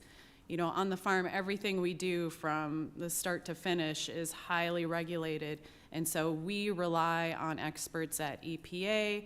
Certainly, we rely on experts, you know, with the FDA for our final products. And so our systems are heavily integrated with science, and that doesn't need to be replicated. It doesn't need to be concurrently run in other countries to accept our products and to accept our varieties. And so as much as these systems can be efficient, and I think one of the interesting parts about USMCA is the commitment to sharing information and transparency. Yep. And that's something that we benefit from. I agree. I mean, sharing of information, and as long as it's factual, right? I mean, as long as it's research tested, research based. And to me, that is the critical criteria for all three countries that we embrace. And hopefully through the reset and through this review, we can continue to go down that path. You know, Mexico is consistently one of the most important export markets for Iowa pork producers, which is why maintaining a fair and rule-based trade relationship is so important. Mexico is one of the most important markets for the world when it comes to U.S. pork. Recently, we've seen Mexico initiate anti-dumping and countervailing duties, AD and CVD investigation into U.S. hams and shoulders. While every country has the right to enforce trade laws, these investigations must be based on facts, not used for political leverage. Mr. Shump, can you discuss why maintaining a fair, rule-based trade relationship under USMCA is critical for Americans' pork producers? Thank you for that question. And to be clear, we view Mexico's investigation into those pork products as spurious. We don't see there being any merit to those claims. Right. And so, and our members and the industry has had to undertake expensive process to address Mexico's concerns. But in general, maintaining USMCA is going to be critical for our pork market access, and we believe that USMCA has the consultative mechanisms in place that can address any concerns, and they should be done in those ways, not through this type of an investigation. Yeah, I agree 100%, absolutely. And I think 40% of our export in the pork industry goes to Mexico. I mean, it's very, very significant. That is correct. Yeah, so we got to maintain it, but we also have to work with them to not have these issues come up. I got 46 seconds left. Quick, Mr. Lockney. Talk about Mexico and U.S. dairy. This is an opportunity for us. You know, we've always talked about Canada, but U.S. and Mexico have a great dairy opportunity here. Can you just talk about that very briefly? Yeah, I would say it has had a great opportunity, continues to see $2.5 billion of dairy exports are going into the Mexican market, and it's one that we want to continue to preserve and also try to offset any type of restrictions that we would have from European trade agreements when it comes to common cheese names. That's exactly right. Thank you so much. Thanks again for your testimony, everyone, and I yield back. I thank the gentleman. He yields back. Now I recognize the gentlelady from Kansas, Ms. Davids, for 5 minutes. Thank you, Chairman, and thank you for holding this hearing. The United States-Mexico-Canada Agreement, or USMCA, is critically important to the state of Kansas. Kansas's two largest export markets are Mexico and Canada, and across the board, exported Kansas goods supported an estimated 55,000 jobs in our state. However, as we've heard, farmers are currently being just crushed by the administration's tariff policies and resulting trade war. Nationally, over the last crop year, farm losses have reached $28 billion, and farm income is projected to drop even further. The tariffs have also raised costs for everyday people, including on groceries. And in the wake of this chaotic tariff policy, the USMCA has has provided a small silver lining for folks. The agreement has provided businesses and producers with trade certainty and market access. And, you know, amidst this chaotic and irrational trade policy that we've seen, it's estimated that USMCA's lower tariffs have saved American households approximately $700 annually on groceries. You know, I was here when we negotiated this. President Trump negotiated and signed USMCA into law. I was proud to vote for it. I believe it is a critically important tool, and that the joint review process leads to the continuation of the USMCA. Ms. Beyer, I'm going to come to you first. In the comment, in public comment that was submitted to USTR, the American Soybean Association stated that the industry wouldn't survive an additional tariff battle with Canada and Mexico. And I'm kind of going to follow up on the ranking member's question to, you know, given that Mexico is the second largest importer of American soybeans, can you give some insight into how USMCA helps to keep input prices lower, or conversely, how the termination of USMCA might exacerbate what is already a volatile and historically expensive input market or environment, I mean? Sure, thank you, Congresswoman. So we're talking both on the expense side and on the profit side. I think, you know, we're constantly being outpriced by Brazil. So our land costs, our machinery costs, Brazil can beat us. They're at $200 less an acre. They have room for mistakes. We don't. We're on the edge as far as profit goes. So every trade agreement is important, including that with our closest neighbors. As far as inputs go, personally, fertilizer for my soybeans comes out of Canada. So it's a direct relationship and is, you know, sort of price sensitive. We've been seeing double-digit increases in all of our inputs is what's affecting us today. And so even though individually each of these inputs between pesticides, fertilizers, seed, machinery are significant on their own, it's being compounded right now. And so those pressures are being accelerated. And so positive press for USMCA and review is really important to our industry. Thank you. 200 less per, that's significant. Mr. Harrington, I was hoping to come to you next. I certainly appreciate the discussion of integrated supply chains and benefits for American consumers in your written testimony. And to follow on another of my colleagues, they took all my questions. But actually it gives the opportunity, you mentioned aluminum and the increased costs when it comes to canned goods and that sort of thing. I was hoping you could kind of expand on that with potash and tinplate, and just if you could explain a bit about how that's impacted as well. Of course, thank you, Congressman. Yeah, in one of our biggest concerns at the outset, before USMCA compliant goods were declared duty-free, was certainly the tariff on potash. As I think we've talked about, I think that 80% of the potash we import from Canada. And so our farmers who faced tariffs on the export side, the potash piece was a huge component of their costs on the input piece, and so they were getting squeezed, as I think Ranking Member Craig well said at the outset. So I think the fact that that's exactly why we have to keep, so most potash that's USMCA compliant now remains duty free.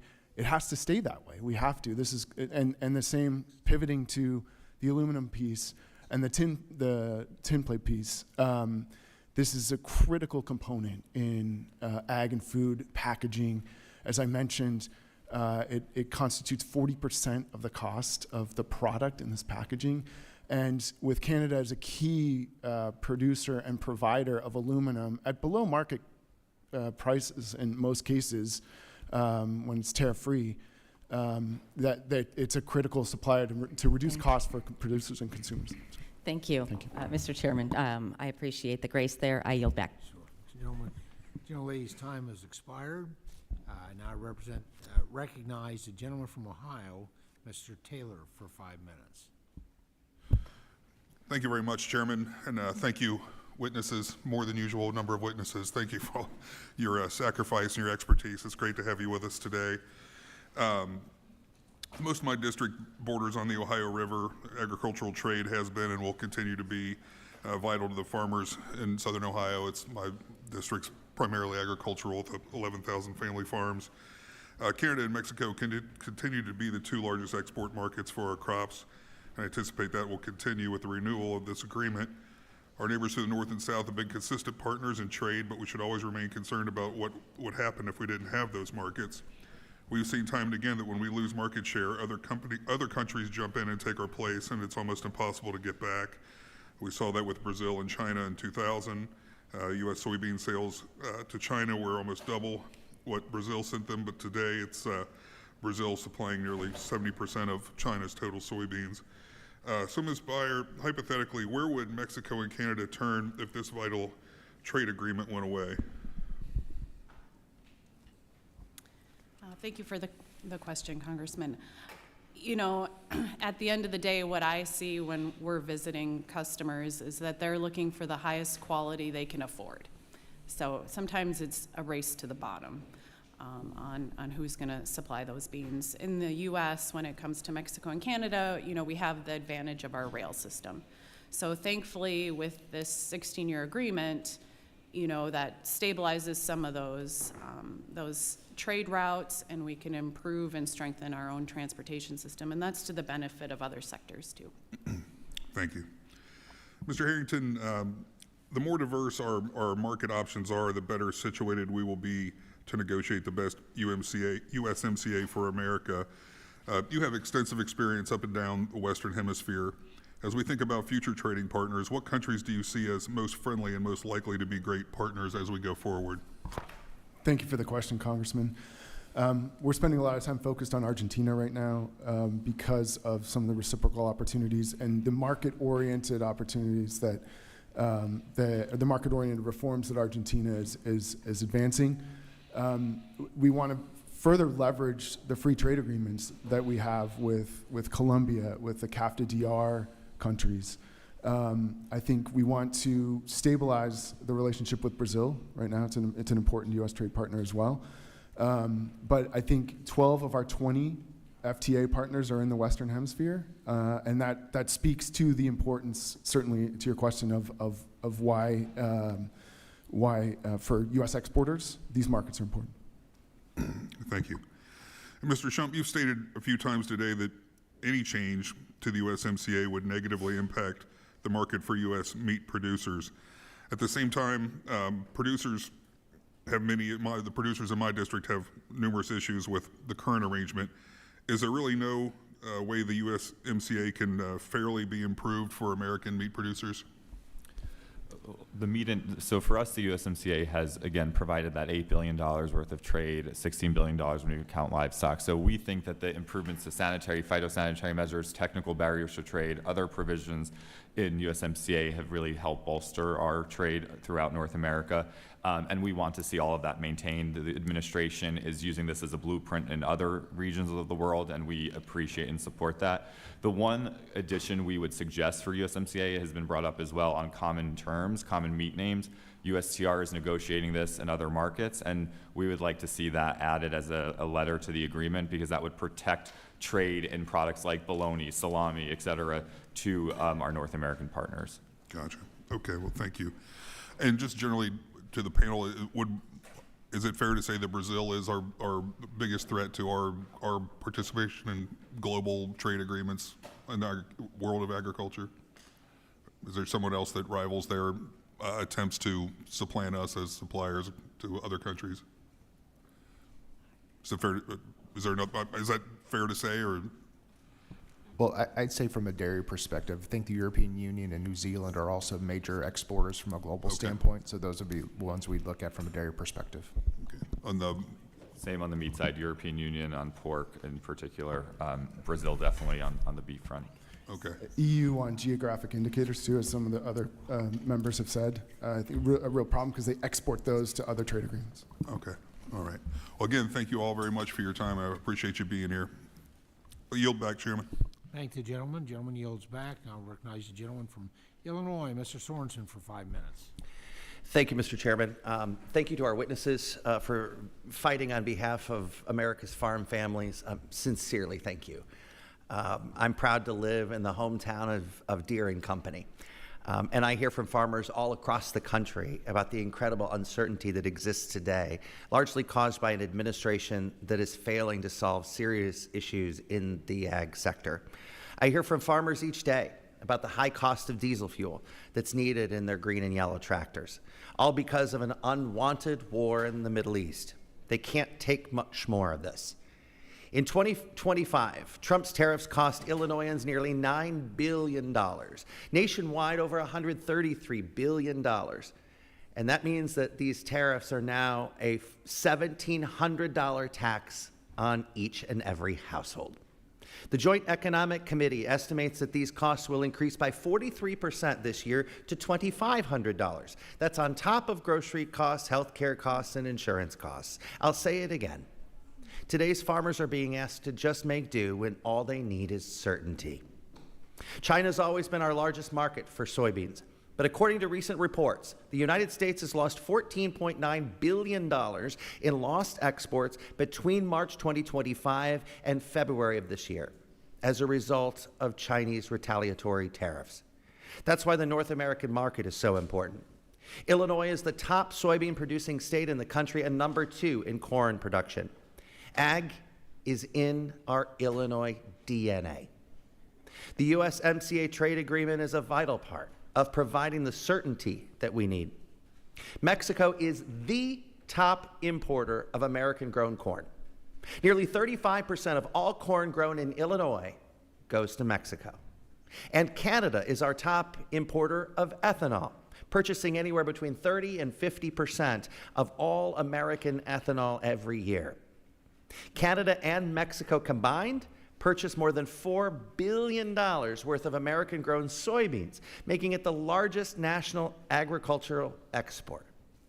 To say this is essential is the understatement of the year.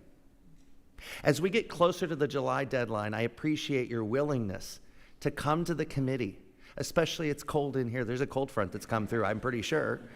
I appreciate your willingness to be here to help us do what's right for our closest neighbors, the hardest working people in America. Mrs. Beyer, I'm going to begin with you.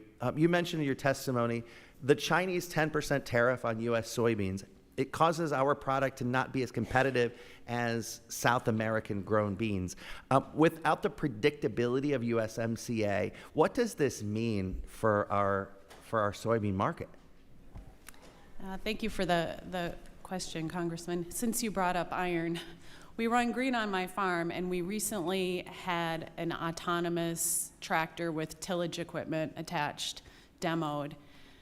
That's $1 million deal. Wow. You know, and so when we're thinking about the types of investments we need to make on the farm versus what we want on the farm versus what we have any chance at affording, you know, these are big decisions, and so these long-term trade agreements help stabilize those sorts of plans. I want to piggyback on what my colleague from Kansas, Ms. Davids, had said. How important is it that we bring fertilizer costs down and then we produce fertilizer in America? Yeah, thank you for the attention to that. I think it's interesting to think of both the cost of the fertilizer, the production, and the timing. And so the sort of the latest round of panic in farm country really highlighted that there's limited production, you know, scarce natural resources, and we have to be really careful at the interconnectedness of sort of the global ag economy. I want to open this up to everybody, and my time is limited. If the USMCA were not renewed, or if it were altered, or we lost those zero tariff access, you know, what would this mean for our economy, in your opinions?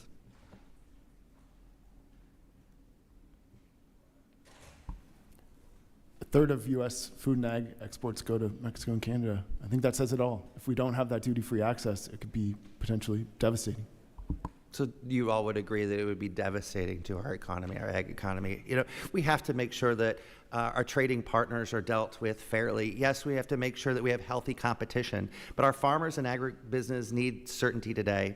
I look forward to working with my caucus and with my Republican friends to make sure that an extension makes sense for American workers and keeps farmers competitive. Thank you all so much, Mr. Chairman. I yield back. Gentleman's time has expired. I now recognize Ms. De La Cruz from Texas for 5 minutes.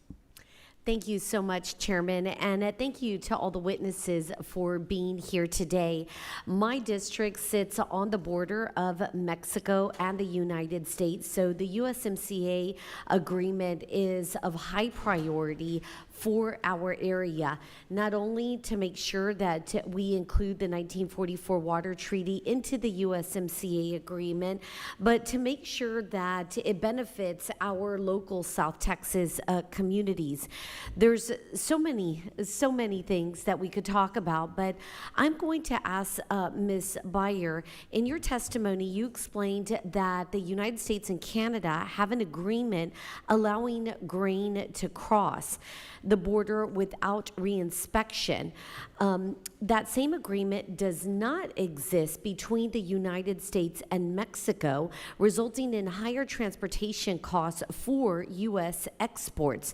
What would be the benefits of aligning the reinspection policies across all three countries for transportation of ag commodities by freight rail? Thank you for the question, Congresswoman. Anytime there's reinspection of grain rail cars, it's going to add time and delay. And USMCA, you know, one of the purposes of it is to discourage arbitrary barriers. So in general, we'd be looking for, you know, demonstrated need for those sorts of things. It does establish a working group for cooperation, and I think that's also one of the benefits of this agreement. But it establishes a working group. However, there is not an agreement with Mexico. So what has been some of the challenges faced by not having an agreement with Mexico, but having an agreement with Canada? So I'll give an example of the phytosanitary. So Mexico has a different standard for the types of foreign material that comes in. And if a rail car needs to be fumigated, it's a 2-day delay and $70,000. So that's an example of the real cost. So it would be an increase in cost? Is that what I'm hearing? Okay, wonderful. There is an important issue that is happening in South Texas, and that is the New World screwworm, which we have found some detections in South Texas. 2 of the 3 have been in South Texas, in my area. Mr. Shoup, in your testimony, you highlight the trade imbalances between the United States and Mexico with respect specifically to cattle being an important industry in our area. Can you explain how imports from Mexico have historically helped supplement the domestic herd? Yes, thank you for that question. I just want to also reiterate that New World screwworm is not a food safety issue, that meat products remain safe to eat, and we welcome the work that's being done to address the issue. On behalf of the industry, our top priority is to the health of the herd here in the U.S., and that's number one. So Mexico typically does ship 1.2 to 1.3 million head of cattle to the U.S. Per year. Obviously, that has not been occurring because the border has been closed the last year due to screwworm. But most of that cattle comes and goes into feedlots and feeding operations to support American farmers and ranchers, and that helps make sure that those feedlots can operate at full capacity. And so Canada is the only other live cattle supplier to the U.S. that is logistically viable. So without Mexico, it's been a really big hit to the industry. And that being said, I only have a couple more seconds here, is USDA has taken a number of steps to prepare for the New World screwworm outbreak in the United States, including a playbook beginning construction of a domestic sterile fly production in my area, Mission, Texas, and increasing sterile fly production in Mexico. What are you hearing from your members about the threat imposed by the New World screwworm? Well, we are supportive of those efforts to address screwworm, so the sterile fly production, sterile fly dispersal, as well as other innovations that are currently underway. And our members are looking forward to working with you, with USDA, to ensure that we can eradicate New World screwworm. Thank you. I yield back. I thank the gentlelady as she yields back. Now recognize Mr. Venman from Virginia for 5 minutes. Thank you, Mr. Chairman, Ranking Member. So, Mr. Trump, I'm highly concerned, as many of my colleagues are, with the impact of the New World screwworm now that multiple cases have been confirmed here in the United States. 2 states, is that correct? Correct. And so, can you just, how big is the beef cattle industry in the United States? It's very significant. So we have, so we represent the meat packers and processors of the industry, and so the cattle Just herd rough is, order of magnitude. Sure, it's the lowest it's been in 75 years. So I think around 80-something million head. And so, what is that? How many $1 billion is that industry?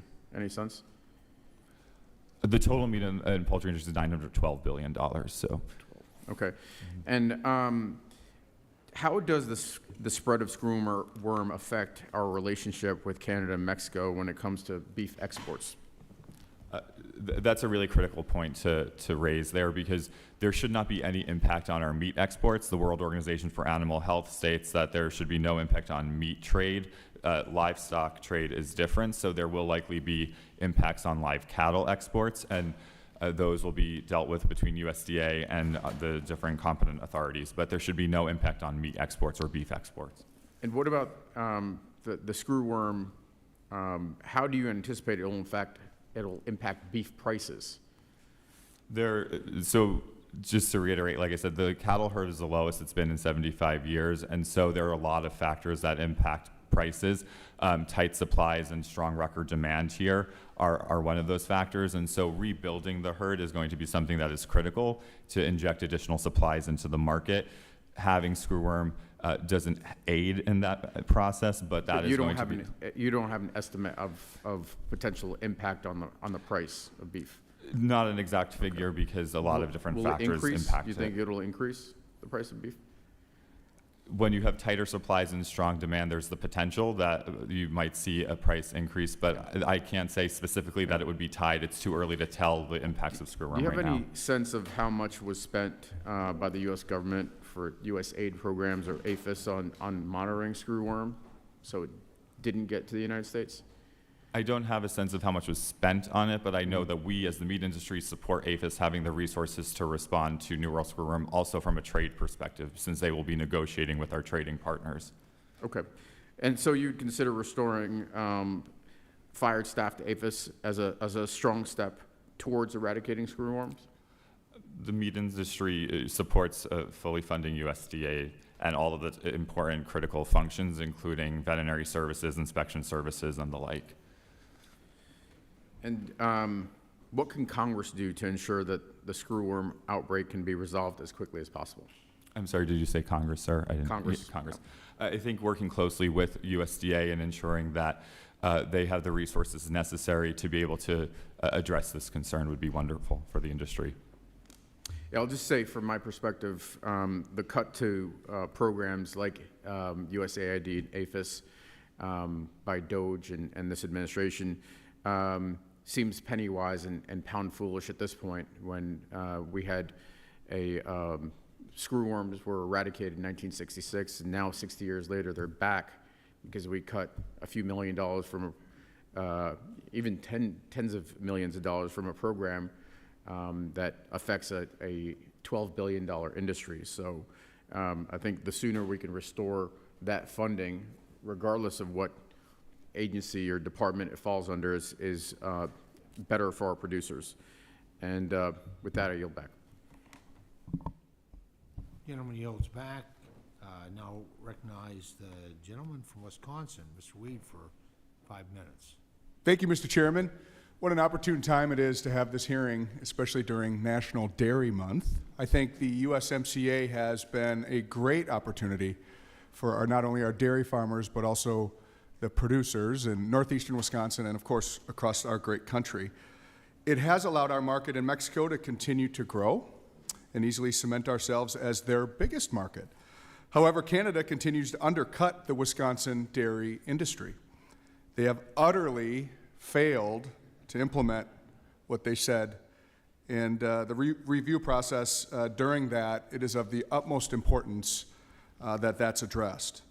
This is why I led a letter to Ambassador Greer last December with 73 of my colleagues. It was a bipartisan letter, 20 of which are on this great committee, including you, Mr. Chairman, asking the administration to prioritize this exact issue with Canada. I thank all my colleagues who signed on to that letter for doing so, and I would like to submit it for the record here today. Additionally, last month, I hosted a roundtable with farmers and cheesemakers in my district on this exact topic. I want to thank today's witnesses to allow all of us to hear more about the deal's impacts and what else we in Congress can do to ensure that Canada and Mexico follow through on their commitments to provide more certainty for our producers. I'll start with you, Mr. Lichty. I might end with you. We're going to talk dairy. I was proud to co-lead the bipartisan letter that was signed by 74 members of Congress to Ambassador Greer last December, urging the administration to address Canada in the joint review. Wisconsin's home to world-class cheesemakers who depend on fair market conditions both home and abroad. Your testimony shows that the industrial cheese quota Canada committed to under the USMCA saw only 64% utilization. That's over 5 years, correct? So, which obviously is undercutting our cheesemakers' access to the market. So my question is, what does it mean for cheesemakers' ability to compete if these issues go unresolved through a joint review? Yes, thank you, Congressman. And first off, I agree with you. June is a great month, so I appreciate your comment there. As it relates to specifically cheese and the cheesemakers from the United States, we were given the opportunity to fill a certain volume of quota, and we've not been able to do so, as you referenced. I think continuing to find ways to either enforce better use of these would be great, or to even open up the access to retailers, food service providers, or the like, beyond just industrial ingredient manufacturers, are ways for us to be able to, again, use what we were able to get and allow the Canadian companies to live up to the commitments made. How can we hold Canada's feet to the fire better during this review, specifically? Yeah, so I would say being able to provide greater, steeper penalties for those that would unuse the quota, the unfilled quota would be one avenue to use. Let's talk about Mexico. I think there's a lot of wins there. Can you share any success stories with either DFA or specific farmers, would be great, that they've had with Mexico over the last 6 years with the implementation of the USMCA, which has been a big win. Can you tie any of those, like I said, back to farmers? Yeah, so $2.5 billion worth of exports have gone to the Mexican marketplace. It is the largest export market for U.S. dairy, so it does have a very direct impact on the milk check that dairy farms receive each and every month. And I would say it's not just one state, it's many states around this country that have benefited from our exports into the Mexican market. So clearly we've talked about some great wins with Mexico. Dairy farmers still have concerns. What can we do here in Congress to address, what concerns are those, and what can we do here in Congress to address those concerns? We need to preserve the market access that we were able to get through NAFTA originally, and then double down from a USMCA standpoint. I think over the last few years, we've seen some movements by the European Union to bring in some restrictive types of policies, including common cheese names. And I would say continuing to be able to provide action from a U.S. government standpoint to preserve, again, what we were able to get, including the use of common names. I'm a little biased. I like dairy a lot, so sorry if I wasn't able to ask any questions of all of you. Great people. Thank you to all of you, and appreciate your time here today. I yield back. Thank you, gentleman. Gentleman yields back. Now recognize the gentleman from California, Mr. Carbajal, for 5 minutes. Thank you very much, Mr. Chairman, and I want to thank all the witnesses for taking time of your busy schedules to be here with us today. Mr. Puglia, it is good to see you again. As you know very well, specialty crops account for a significant portion of agriculture grown in my district on the Central Coast, which is also known as Paradise on Earth. Specialty crops, just like other ag sectors, depend and thrive on healthy export markets. Strong and predictable trade relationships provide the certainty growers need to make long-term investments and support jobs throughout the agriculture's supply chain. However, since Trump got back into office 2.0, our export market and trade relationships with our neighbors have looked anything but healthy or predictable. Canada has long been an important export destination for U.S. agriculture products and a key market for California growers. Mr. Puglia, why is it important for your industry that the United States normalize trade relations with key partners like Canada? Thank you, Congressman, for the question. Good to see you, too. I referenced in my earlier comments that Canada and Mexico represent the first and second, in terms of rank, destinations for exported fresh produce from the United States. For California specifically, Canada is far and away the #1 export destination for our products. I think the one way to capture sort of the essence of your question is to reflect back on both the successes of USMCA in creating that highly predictable stream of commerce between the three countries, but also what happens when there's disruption. Canada, as you may recall, laid down retaliatory tariffs in 2025 to the order of 25% in response to the IEEPA tariffs that we imposed on some Canadian products. And those retaliatory tariffs went, among other products, against fruit such as all citrus, peaches, other stone fruit, melons, some vegetables, tomatoes, green beans, pecans on the tree nut side. And that resulted in loss of market quite immediately. If you look at the year-over-year data from 2024 to 2025, while those retaliatory tariffs were in effect, for oranges, for example, the U.S. lost 34% of its sales to Canada. Egypt and Morocco picked up the balance. If you look at mandarins, the United States lost 28% of its market to Canada. Morocco and Peru picked up the balance. And for peaches, the U.S. lost 18% of its market during that time period. Year over year, Chile and Mexico picked up the market opportunity. And what we see, as we saw with China, is that when we lose a market for California products or Western U.S. products in the produce sector, and true for others at this table, it's really hard to get that market back. You see others come in and displace us, and it's very hard to recreate that dynamic. So I think that it's very, very important that we see USMCA renewed with some important changes so that we don't go back into the situation where these two most reliable trading partners feel compelled from time to time to slap retaliatory tariffs on U.S. ag products. Thank you. Mr. Puglia, you mentioned in your testimony that while our reliance on imported produce has grown, so has our need for strengthening food safety compliance over foreign produce.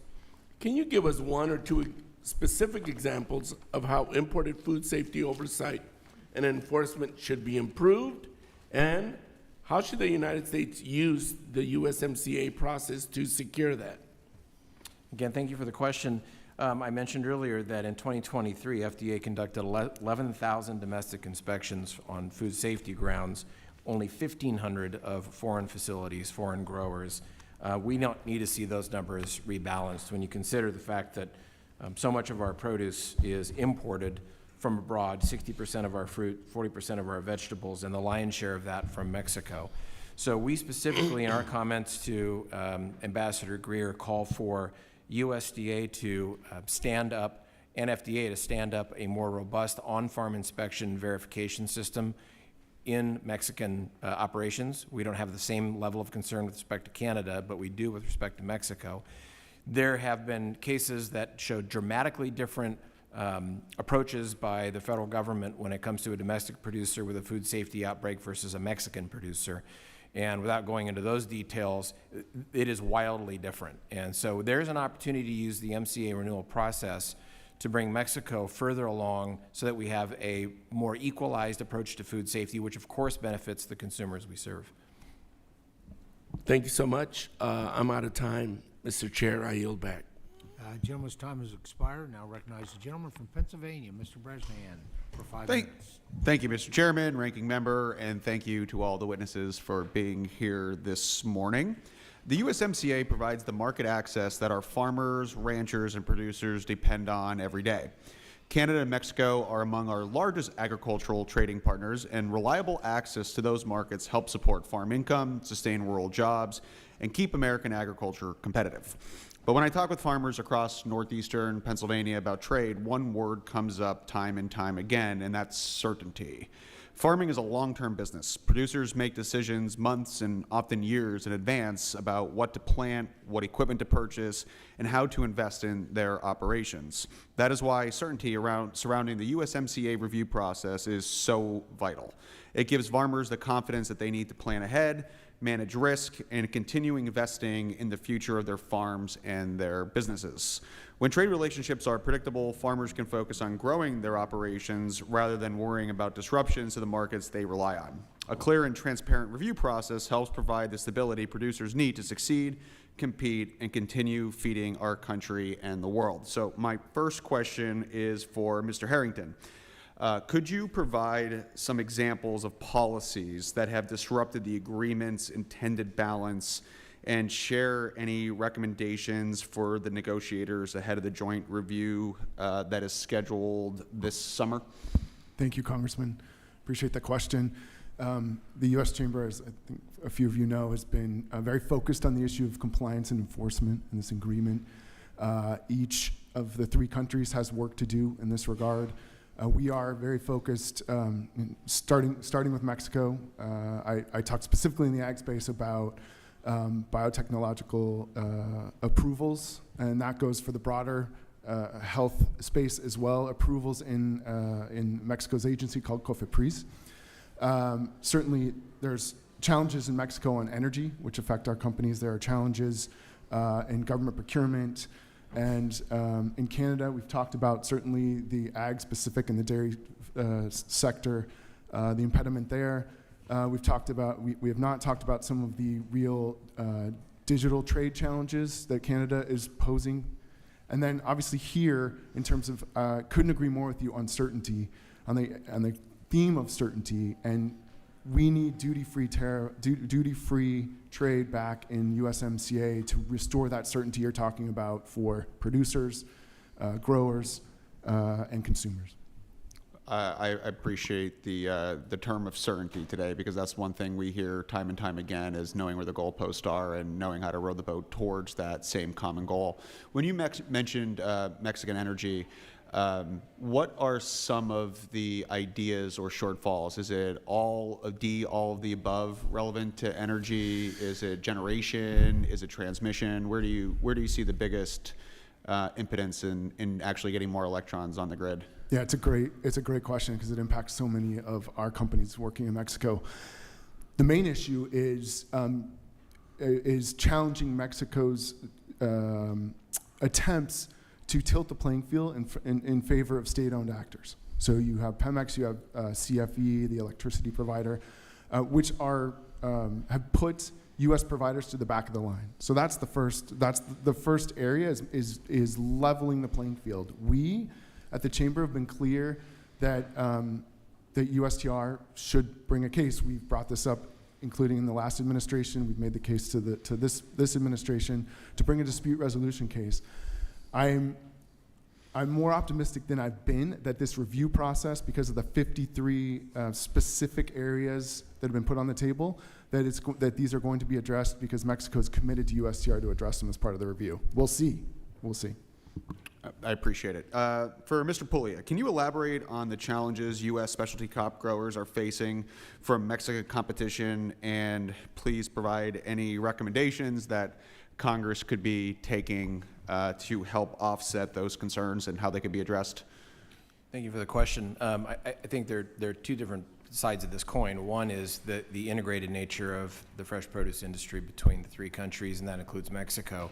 Many of my members produce their products in both the United States and Mexico for seasonality reasons, being a large share of it. Some of it is cost of production. California, where most of my members are, is a very high cost of production state.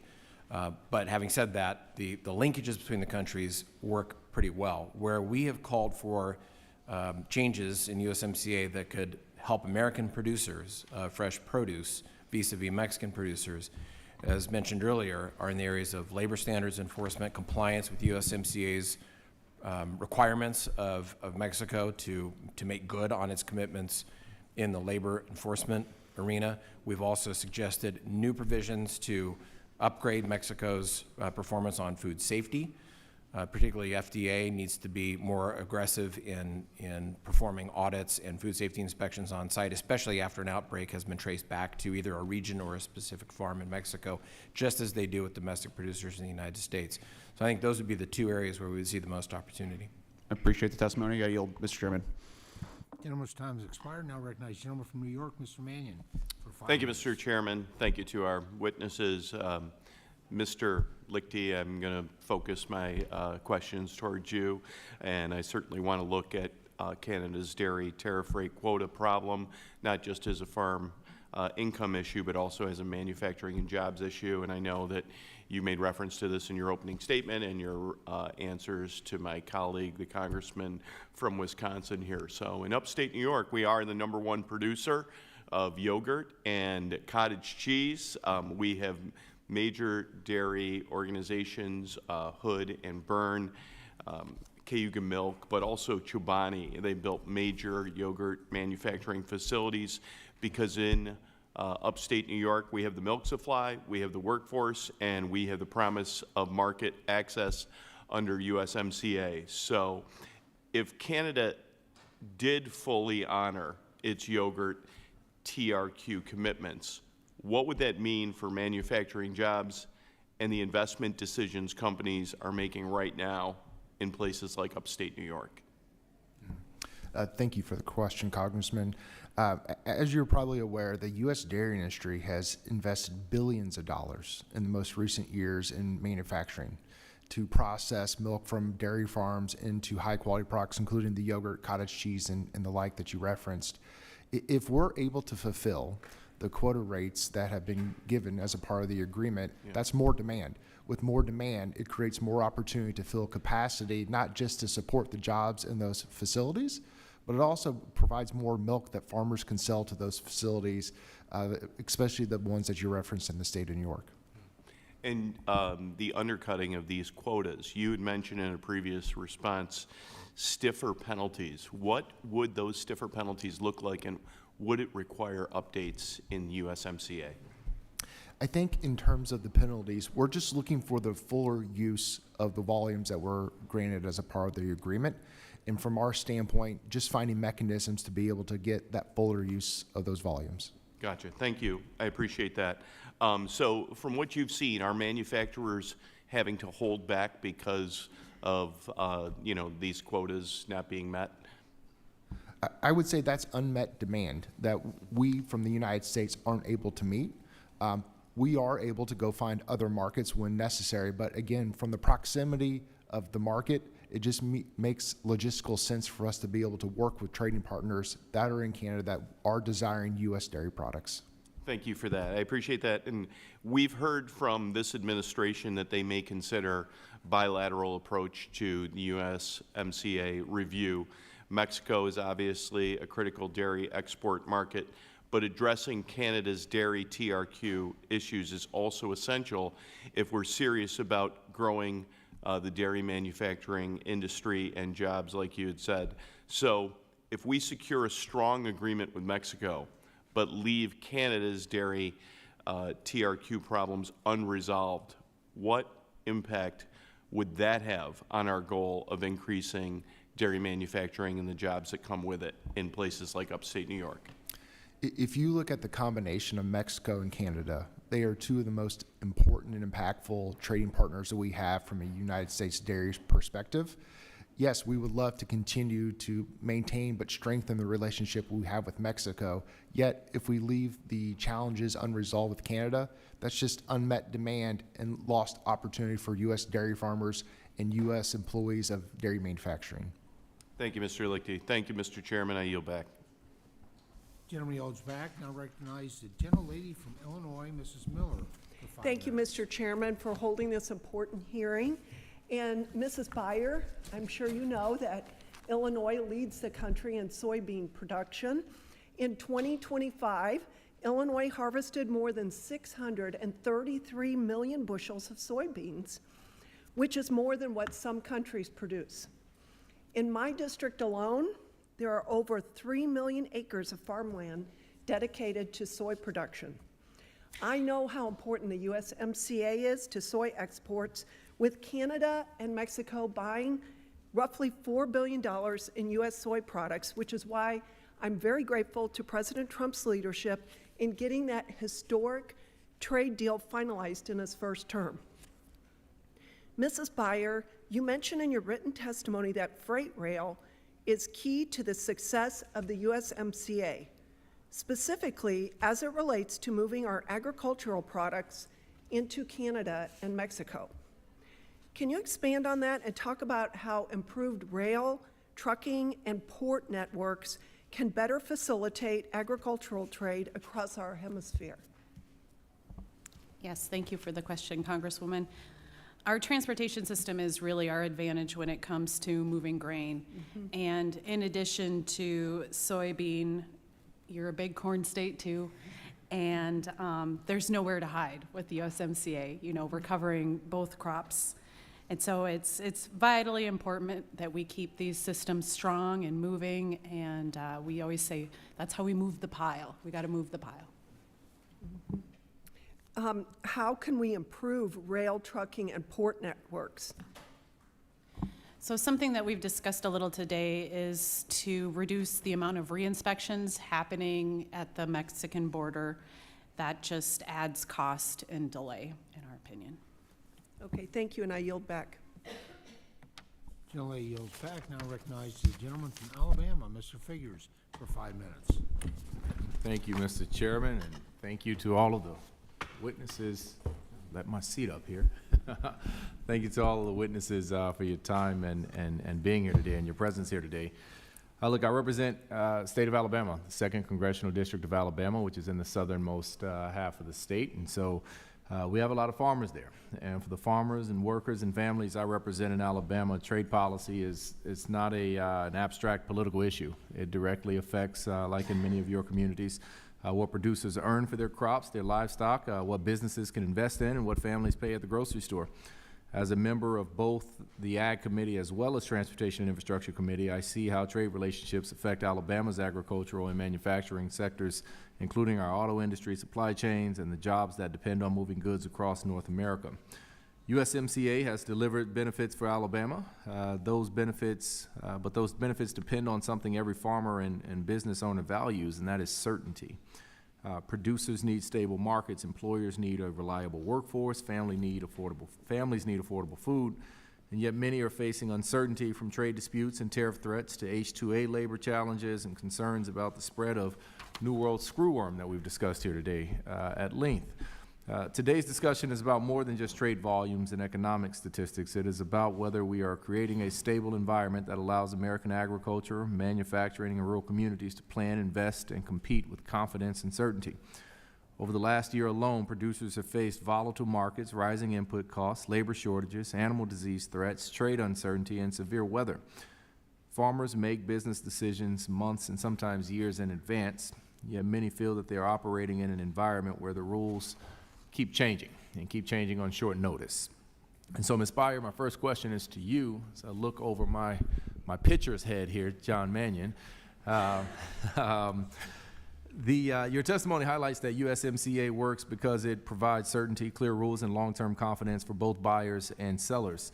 Unfortunately, many of our soybean producers do not see that same certainty in other export markets. When foreign buyers shift their purchases to competitors and invest in new supply chains, those decisions can become permanent. From the perspective of Alabama soybean farmers, how concerned should we be that market share lost during periods of trade uncertainty may never come back? And what policies are needed to restore confidence in the U.S. as a reliable long-term trading partner? Thank you for the question, Congressman. I think, you know, following the China trade war, we have definitely seen investments being made in other parts of the world with our competitors and their ability to deliver beans to ports. I think the strength of the U.S. soy economy, though, comes in part to renewable fuels. And we haven't talked too much about that today, too, but with both Canada and Mexico participating in those sorts of activities, there's opportunity there. There's certainly opportunity that we're securing domestically to promote those industries, and having access to crush facilities and fuel refineries and those sorts of things are really important for local markets also. Understood. Do you know right off, and this is not meant to put you on the spot, but if you don't, we'll take a response on the record, but how much was lost in the soybean industry with the tariff war with China when exports dried up? That's a good question. I won't be able to answer that. Okay. But is it fair to assume, though, that we're talking billions of dollars? Is that a fair assumption? I don't know. Billion is a big number. I'm not sure. Yeah. I agree. It's a big number, and unfortunately, I think the billions would not be in the low billions when we get that number, and I look forward to getting that data point. The point I'm trying to make is that the tariffs, I don't care who you voted for president. I don't care who you voted for Congress. I don't care if you identify as a lifelong Democrat or a lifelong Republican. It does not matter to me. Nobody signed up for what we went through with the tariffs, and I know our Agricultural Committee did not sign up for that either. It was not good for Alabama. It was not good for District 2. It was not good for America. It was certainly not good for the agricultural industry, which provides so much to this nation. So much to this nation, yet they had to take it on the chin to the tune of billions, if not hundreds of billions of dollars. It was not right, and something that we collectively as members of Congress who sit here on this committee and across Congress and say that we support farmers, we need to stand up and address the harm that was done regardless of political party, and we need to be serious about putting forth a package that provides some relief, at least some of the relief, to American agriculture industry. That is something that I would hope that we can have all of you guys' support on, and certainly something that I am going to continue to work towards, and obviously making sure that the market share, especially in like the soybean markets, and peanut markets, cotton markets, and other crop markets, that we think through this through a lens of how do we get that market share back from investments that other trading partners have now made across the world. Thank you, and I yield back, Mr. Chairman. I thank the gentleman. Gentleman yield back. I do want to just correct the record on the New World screwworm. It's not here because of USDA budget cuts. USDA and APHIS have broad authority under the Animal Health Protection Act to use appropriated dollars, contingency funding, and emergency resources to respond to animal health threats. And USDA has used that authority at scale for the past 18 months. For the New World screwworm alone, through this authority, APHIS has received roughly $1.3 billion in emergency funding and has already obligated more than $1 billion to mount one of the largest animal health responses in history. And so, Farm Bill 1.0 actually invested almost $2 billion over 10 years. So Congress is doing its job of providing the needed, vitally needed resources. I'm going to recognize Mr. Messmer for 5 minutes. Well, I think Mr. Harris. Ms. Harris, you need additional time, or are you ready? I'm ready, if you Okay, well, looking over my list here, well, I'm still going to recognize Mr. Messmer for 5 minutes. Thank you, Mr. Chairman, and thank you, witnesses, for being here today. With most of Indiana's 8,000 melon and pumpkin acres farmed in my district, my growers are sensitive to price distortion from imported goods. Since 2001, specialty crops imported from Mexico have grown by more than 550%. Unfortunately, Mexico's harvest window overlaps or even precedes Indiana's. As a result, Hoosier producers are forced to compete with Mexican goods sold at prices that American farmers cannot reach under existing labor laws and input cost. Mr. Puglia, sorry if I butchered that, given your experience advocating for fresh produce growers, how important would you say that the USMCA protect American markets from being saturated with cheap foreign specialty crops, especially during peak domestic harvest? Thank you, Congressman. You were close. It's Puglia, like Puglia. lasagna, right? The G is, we'll make The G everybody is silent. Italians before we're done here. Very important, but as I may have said earlier to Congressman Scott in our back and forth, I have the burden of representing 300 different crops that fall within the specialty crop category. Much of what we have to address is very situational, crop by crop. Some crops have advantages in the marketplace where other crops would have a disadvantage. There are seasonal considerations, et cetera, et cetera. To your point, though, I think it's very important to recognize that USMCA provides a level of enforced certainty in our trade relationships and our markets, with the proviso that for any of those 300 plus different specialty crop interests, there are opportunities to use Section 301 or countervailing duty and anti-dumping cases to address specific alleged harms. Case in point is the tomato suspension agreement I mentioned earlier, which dates back to the 1990s. The U.S. found that Mexico was illegally dumping tomatoes into the U.S. market, but by agreement of the industry, suspended the penalties under the finding.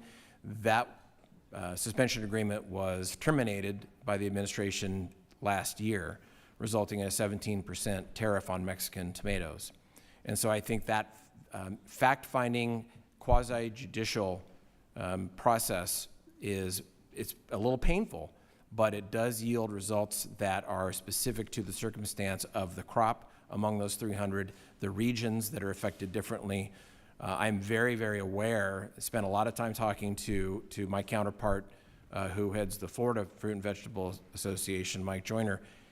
His members are facing a different situation than mine across many of our shared commodities. And so I think that's why it's really important that we focus on those tools that are available to industry to be able to go to USDR, go to Department of Commerce, go to the International Trade Commission, and prove a case. It's not easy to do, but it can be done. Yeah, I think the broccoli growers in my district have felt the same challenges from Mexican product as well, so I appreciate that. Indiana also has a vibrant hardwood industry. In fact, the Hoosier State ranks first in the nation in hardwood veneer manufacturing and second in production of wood cabinets and countertops.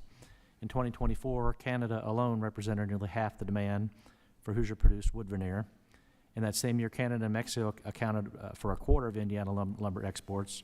Clearly, the USMCA must be preserved, but Ms. Salwin, in your testimony, you described a different issue that is undermining U.S. hardwoods.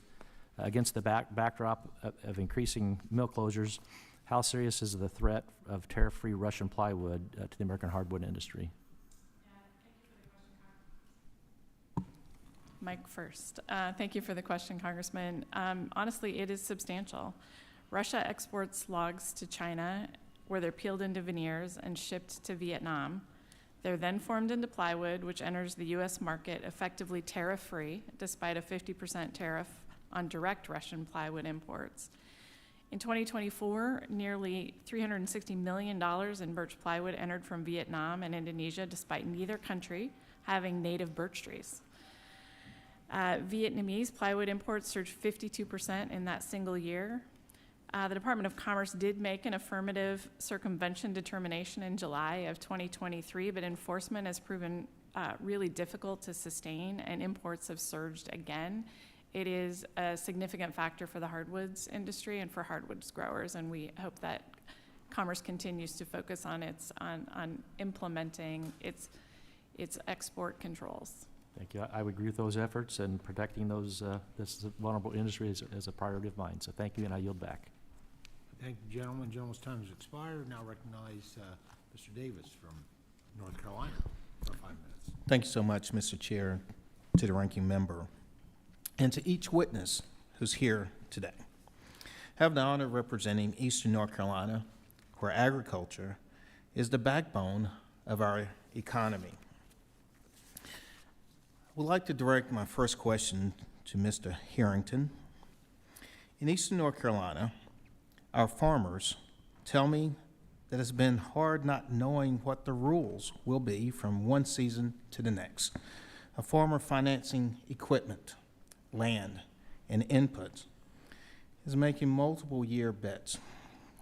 If this joint review ends in anything short of a clean, long-term renewal, such as a non-binding bilateral side deals, what does that do to the ability of farmers and agribusinesses to plan, borrow, and invest? Thank you so much for the question, Congressman. You're really speaking to, I think, one of the critical themes we're focused on today, which is certainty. Your farmers, your growers in eastern North Carolina need that certainty. This is a certainty that USMCA certainly has supplied, and the certainty that 30 years of duty-free trade in North America has supplied. They've been able to rely on that. They've been able to invest in that. And they've been able to produce goods at a very competitive scale and cost for consumers nationwide. So that is absolutely, we want to see unequivocally 16 more years of USMCA renewed so that exactly your constituents, your agriculture and food producers in eastern North Carolina can ensure that they have that certainty to be able to continue to invest. Thank you. Mr. Shump, North Carolina is the second largest hog producing state in the country, and a huge share of those hogs are raised in and around my district. Mexico is the #1 market for U.S. pork, over $2.9 billion this past year. Walk me through, if you would, what happens to hog producers and processing jobs in a state like mine if USMCA lapses or Mexico retaliates? How quickly would competitors like the EU, which already has agreements with Mexico and Canada, backfill our share? Yeah, thank you for that question. It would have a devastating impact. So as you said, Mexico is our top market for pork exports, and that's not just those high-value muscle cuts that we send, but it's a variety of meat products. And given how China has been acting over the last several years as well, they're not the good faith trading partner that Mexico is often. And so that is a key market for a lot of those products that don't have strong consumer demand here, but they find strong consumer demand and prices in Mexico. That then returns revenue back to hog farmers and to the entire pork industry. And so that's why maintaining it is critical. To your point, if we don't, the EU and other countries that have agreements with Mexico will take our market share that we have earned, that our farmers and ranchers have earned over decades. Mr. Puglia, produce grown in Mexico continues to impact U.S. fruit and vegetable growers because of a cost of production gap. Our farmers cannot close. Our growers meet some of the strictest food safety, labor, and environmental standards in the world. Food safety should be a paramount consideration with our trading partners. In this review, how do we ensure imported produce is held to the same food safety and inspection standards American growers must meet, so the playing field isn't tilted against the people that's just trying to do it right? Thank you, Congressman. I appreciate that question. The FDA has increased its oversight and regulation in the fresh produce industry domestically. They've not had the same level of increased activity with respect to foreign producers. We have examples of foreign producers of a fresh produce commodity where an outbreak was traced back, and to be candid, very little was done to restrict ongoing operations from that producer and continue to ship product into the United States. Similar producer, same product in the United States, outbreak traced back, and they've gone through enormous FDA oversight, auditing, testing, change practices. In this specific case, I'm thinking of loss of market that has been permanent.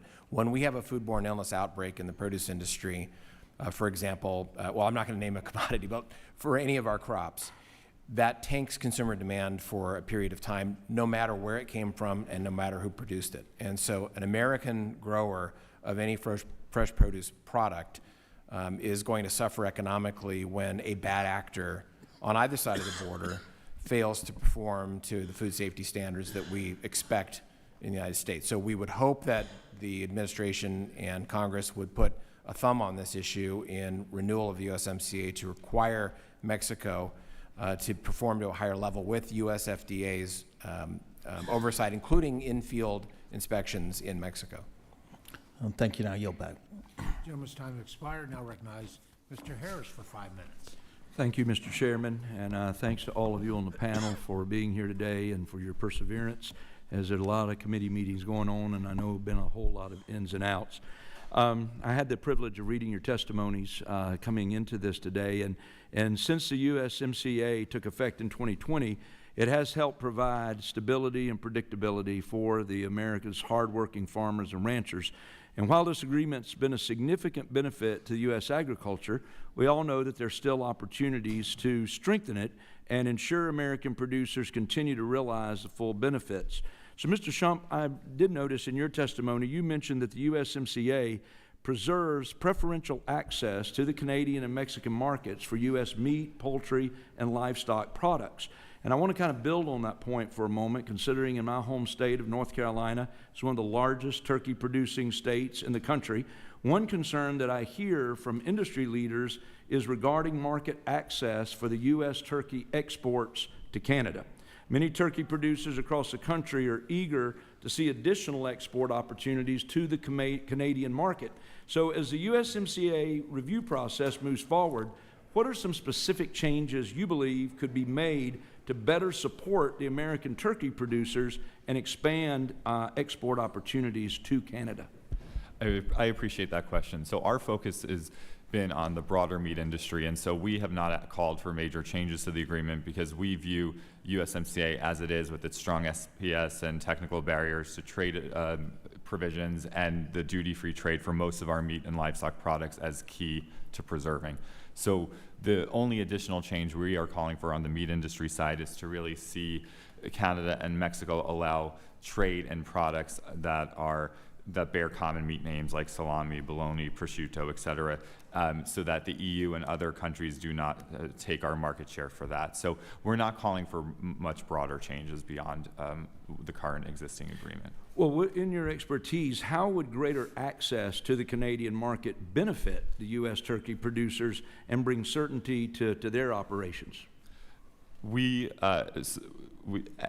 view Canada and Mexico as, again, our most reliable trading partners, and that trade does provide certainty. So any additional certainty that could be provided to these producers and additional elements that would provide more fair and balanced trade would be something that we would expect to see then additional market share them be able to take additional market share if that's given to them in the agreement.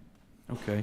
And while we're here, Mr. Shump, I'll just stay here for a moment. The U.S. cattle herd is also at its lowest level in decades, and consumers are seeing the impact through higher beef prices at the grocery stores. Mm-hmm. As ranchers work to rebuild their herd, they continue to face significant new challenges, including the drought and the emergence of the New World screwworm. At the same time, other segments of the beef supply chain are facing economic pressures, and consumers continue to grapple with the high prices while demand for beef continues to increase.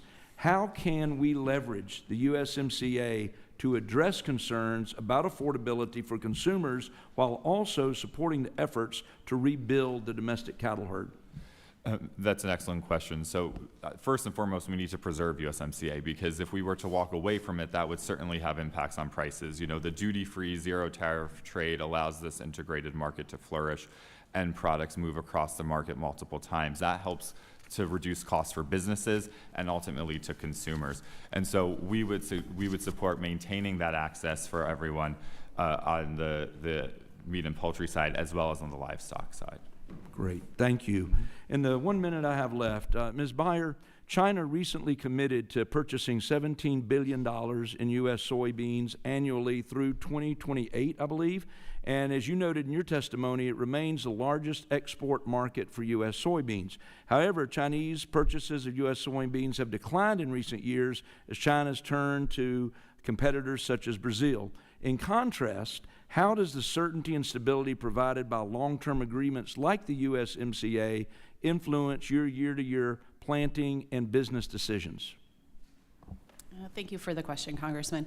We certainly appreciate the attention to the China trade deals and, monitoring as those loads head their way for delivery.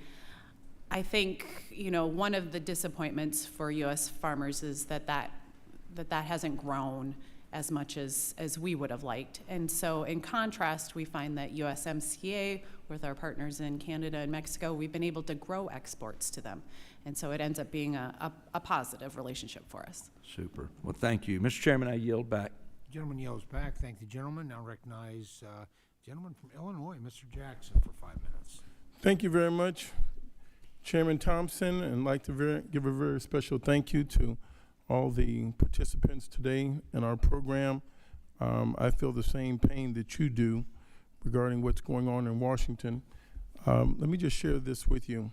There are times in the moment in the life of a nation when the debate before us appears to be about economics, but I would say what's missing so far in this discussion is about the character of the nation. This is one of those moments. When we speak about agriculture and the future of the United States, Mexico, Canada agreements, we're not merely discussing trade flows, commodity prices, or export statistics. We're discussing whether America intends to keep faith with the people that feed her. We're discussing whether a farmer's labor will be honored or sacrificed to political theater. We're discussing whether economic policy will be guided by wisdom or impulse. For generations, American farmers have done what America has always asked them to do. They planted in uncertainty, they borrowed against hope, they endured droughts, floods, and market swings. They all understand. And through it all, they fed not only America, but they could feed much of the world. Yet in recent years, many farmers have discovered that the greatest threat to their livelihood is not nature, it's in Washington, particularly the reckless abuse of tariffs. Now let us tell the truth, tariffs are sometimes necessary tools. Every nation has a right to protect legitimate strategies and our interests. But when tariffs become political weapons used indiscriminately, they cease being economic policy and become economic vandalism. Because vandalism is destruction of value that someone else worked hard to create. American soybean farmers spent decades building relationships with international customers. Those relationships were not created by politicians in Washington, D.C. They were created by the farmers. They were created by the grain elevators. They were created by exporters and families who understood that trust is earned over years and time. Then suddenly markets were disrupted. Retaliatory tariffs followed. Customers looked elsewhere. Competitors in South America stepped forward, and the farmers paid the bill. Not the politicians, the farmer. The same story unfolded for the corn producers. Corn is woven into the fabric of rural America. It feeds livestock. It supports ethanol production. It drives local economies across Illinois, Iowa, Indiana, Minnesota, and beyond. When trade uncertainty enters the marketplace, corn prices weaken, investment slows, and rural communities absorb the shock. A tariff announced in Washington becomes a lost opportunity. In Decatur, Illinois, a political press conference becomes delayed equipment purchase in Bloomington, Illinois. A trade war becomes a family struggling to keep a multi-generational farm alive. This is the human cost of economic carelessness. And let us be very clear, this is not conservatism.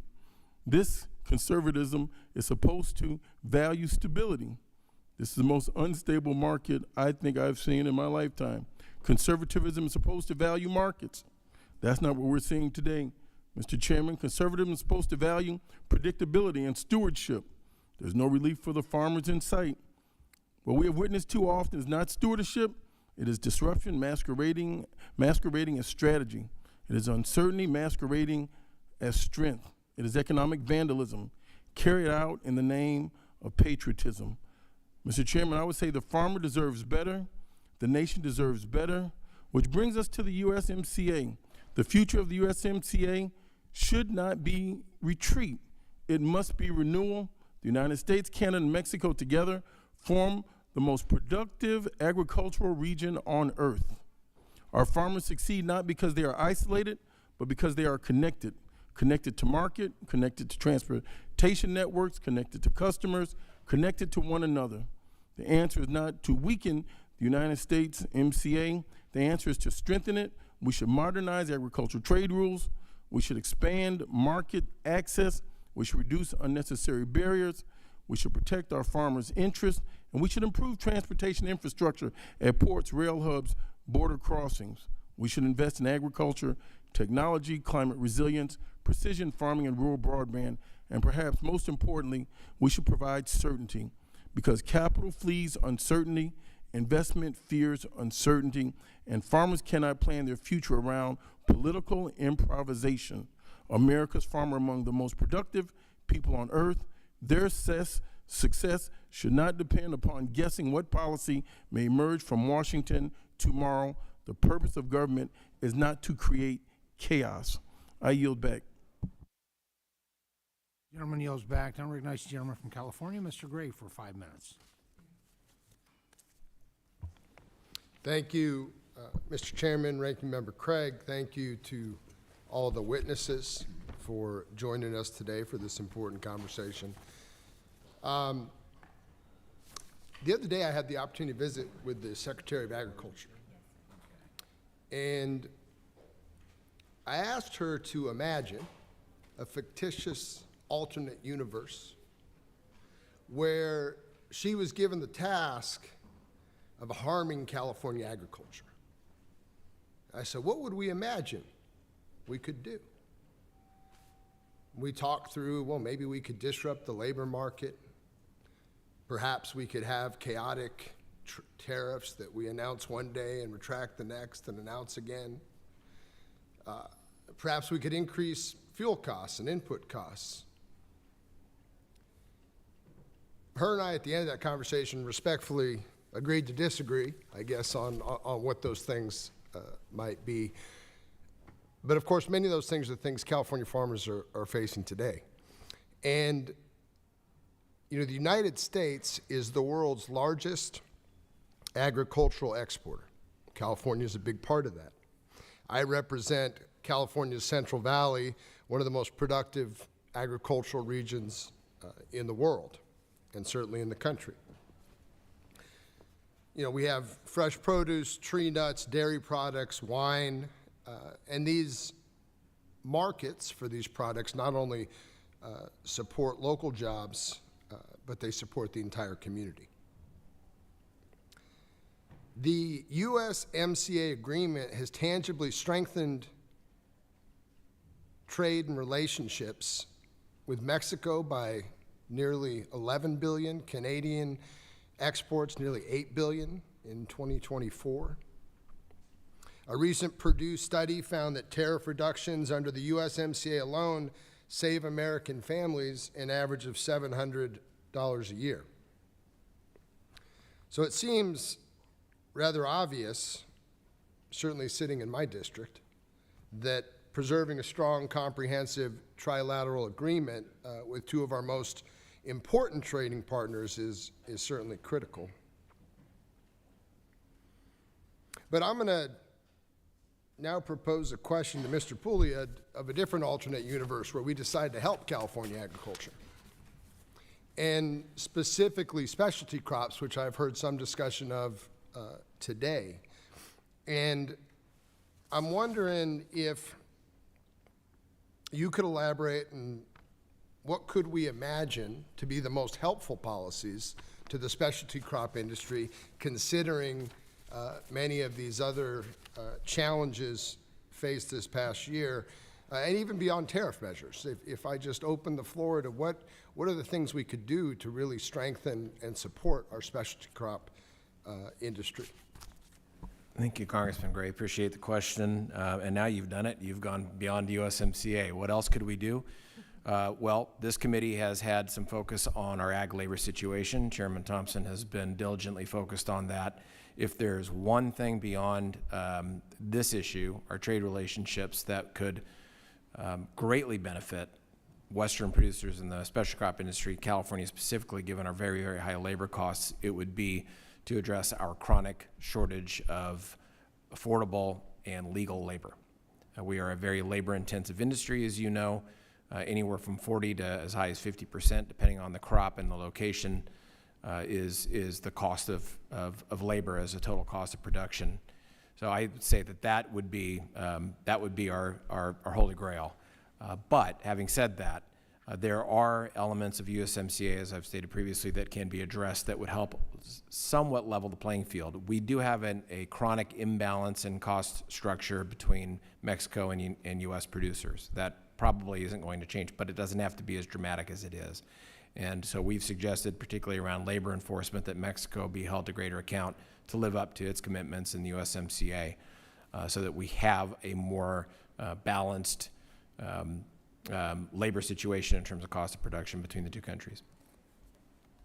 I appreciate that answer, and certainly appreciate both the chairman and the ranking member's efforts to support specialty crops, support California, and appreciate the leadership of Western growers, and it's very nice to see you. Good to see you too. The gentleman yields back. Before I proceed to closing comments, I just will say today would be a great opportunity to help not just specialty crops, but all the commodities are represented here and all the commodities in the country by signing on as an original co-sponsor to the Securing Agriculture Workforce Act. This is a piece of legislation that's been built obviously with the task force that this committee formed last Congress, and I would just, if you want to know what to do to help specialty crops and everyone else, signing on as an original co-sponsor today, I would say would be the most immediate step to take. With that, before we adjourn today, I want to invite the ranking member to share any closing comments that she might have. So much, Mr. Chairman. So today we've heard from the chairman, Republicans, Democrats, and every one of our witnesses on the value of USMCA for opening up markets for U.S. producers. And unbelievably, this has happened at the exact same time that the president went on TV and said that he may not renew it. You cannot make this stuff up. American businesses cannot thrive in a vacuum, whether you're a farmer growing crops or a trucker hauling livestock across a border for processing. Stable friendships with our neighbors and stable markets are good business. Chaos, tariffs, and war, and tweets, not so much. The Trump administration has a choice. And as of about 40 minutes ago, according to Reuters, it's threatening not to renew the USMCA. Now, this administration could use USMCA as an opportunity to help level the playing field for American farmers and lower food costs for American consumers, or they can further undermine relations with our closest and largest trade partners. And I'm disappointed but not surprised to see the direction that this administration is leaning. I know which outcome working people, farmers, and families that I've spoken to would prefer. I'm unclear if those priorities resonate with the administration. Will we prioritize lowering costs or continue the chaotic midnight diplomacy of a president who upends markets every time he tweets? I just want to say thank you to our witnesses who came here today ready to talk about the importance of a stable market and strong trade relationships. We sincerely appreciate your time and your testimony. And with that, Mr. Chairman, I yield back. Well, I thank the gentlelady for closing comments. I want to thank the panel and our staff on both sides of the aisle that work so hard to make these hearings happen.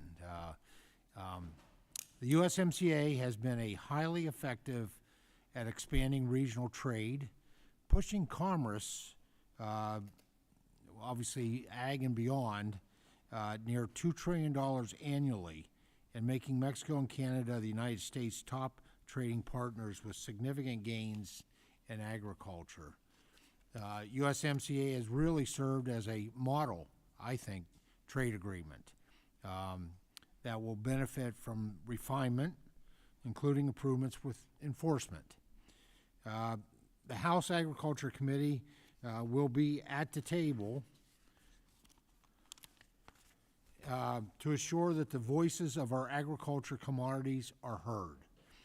Building on the 18 trade agreements successfully achieved by the President's administration in the past 18 months. This, coupled with the Ag Committee's leadership in legislating with the Farm Bill, where we doubled the market access program and the foreign market development program, among others, is good news for our farmers and our ranchers, and for consumers in the end of the day. The U.S. agriculture trade deficit is projected to narrow to $29 billion for fiscal year 2026.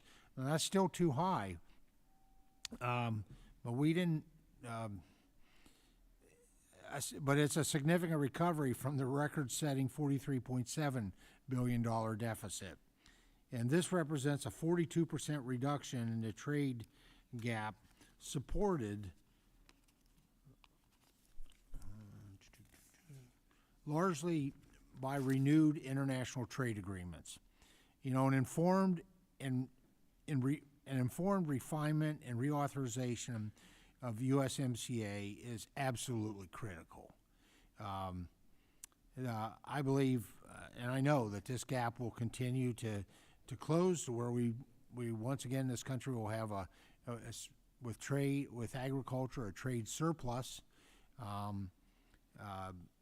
as we accomplish this. And so, once again, thank you to our panel today for bringing your knowledge, your wisdom, your insight, and your representation of all the hardworking families that you represent. Under the rules of the committee, the record of today's hearing will remain open for 10 calendar days to receive additional material and supplementary written responses from the witnesses to any question posed by a member. This hearing of the Committee on Agriculture is adjourned.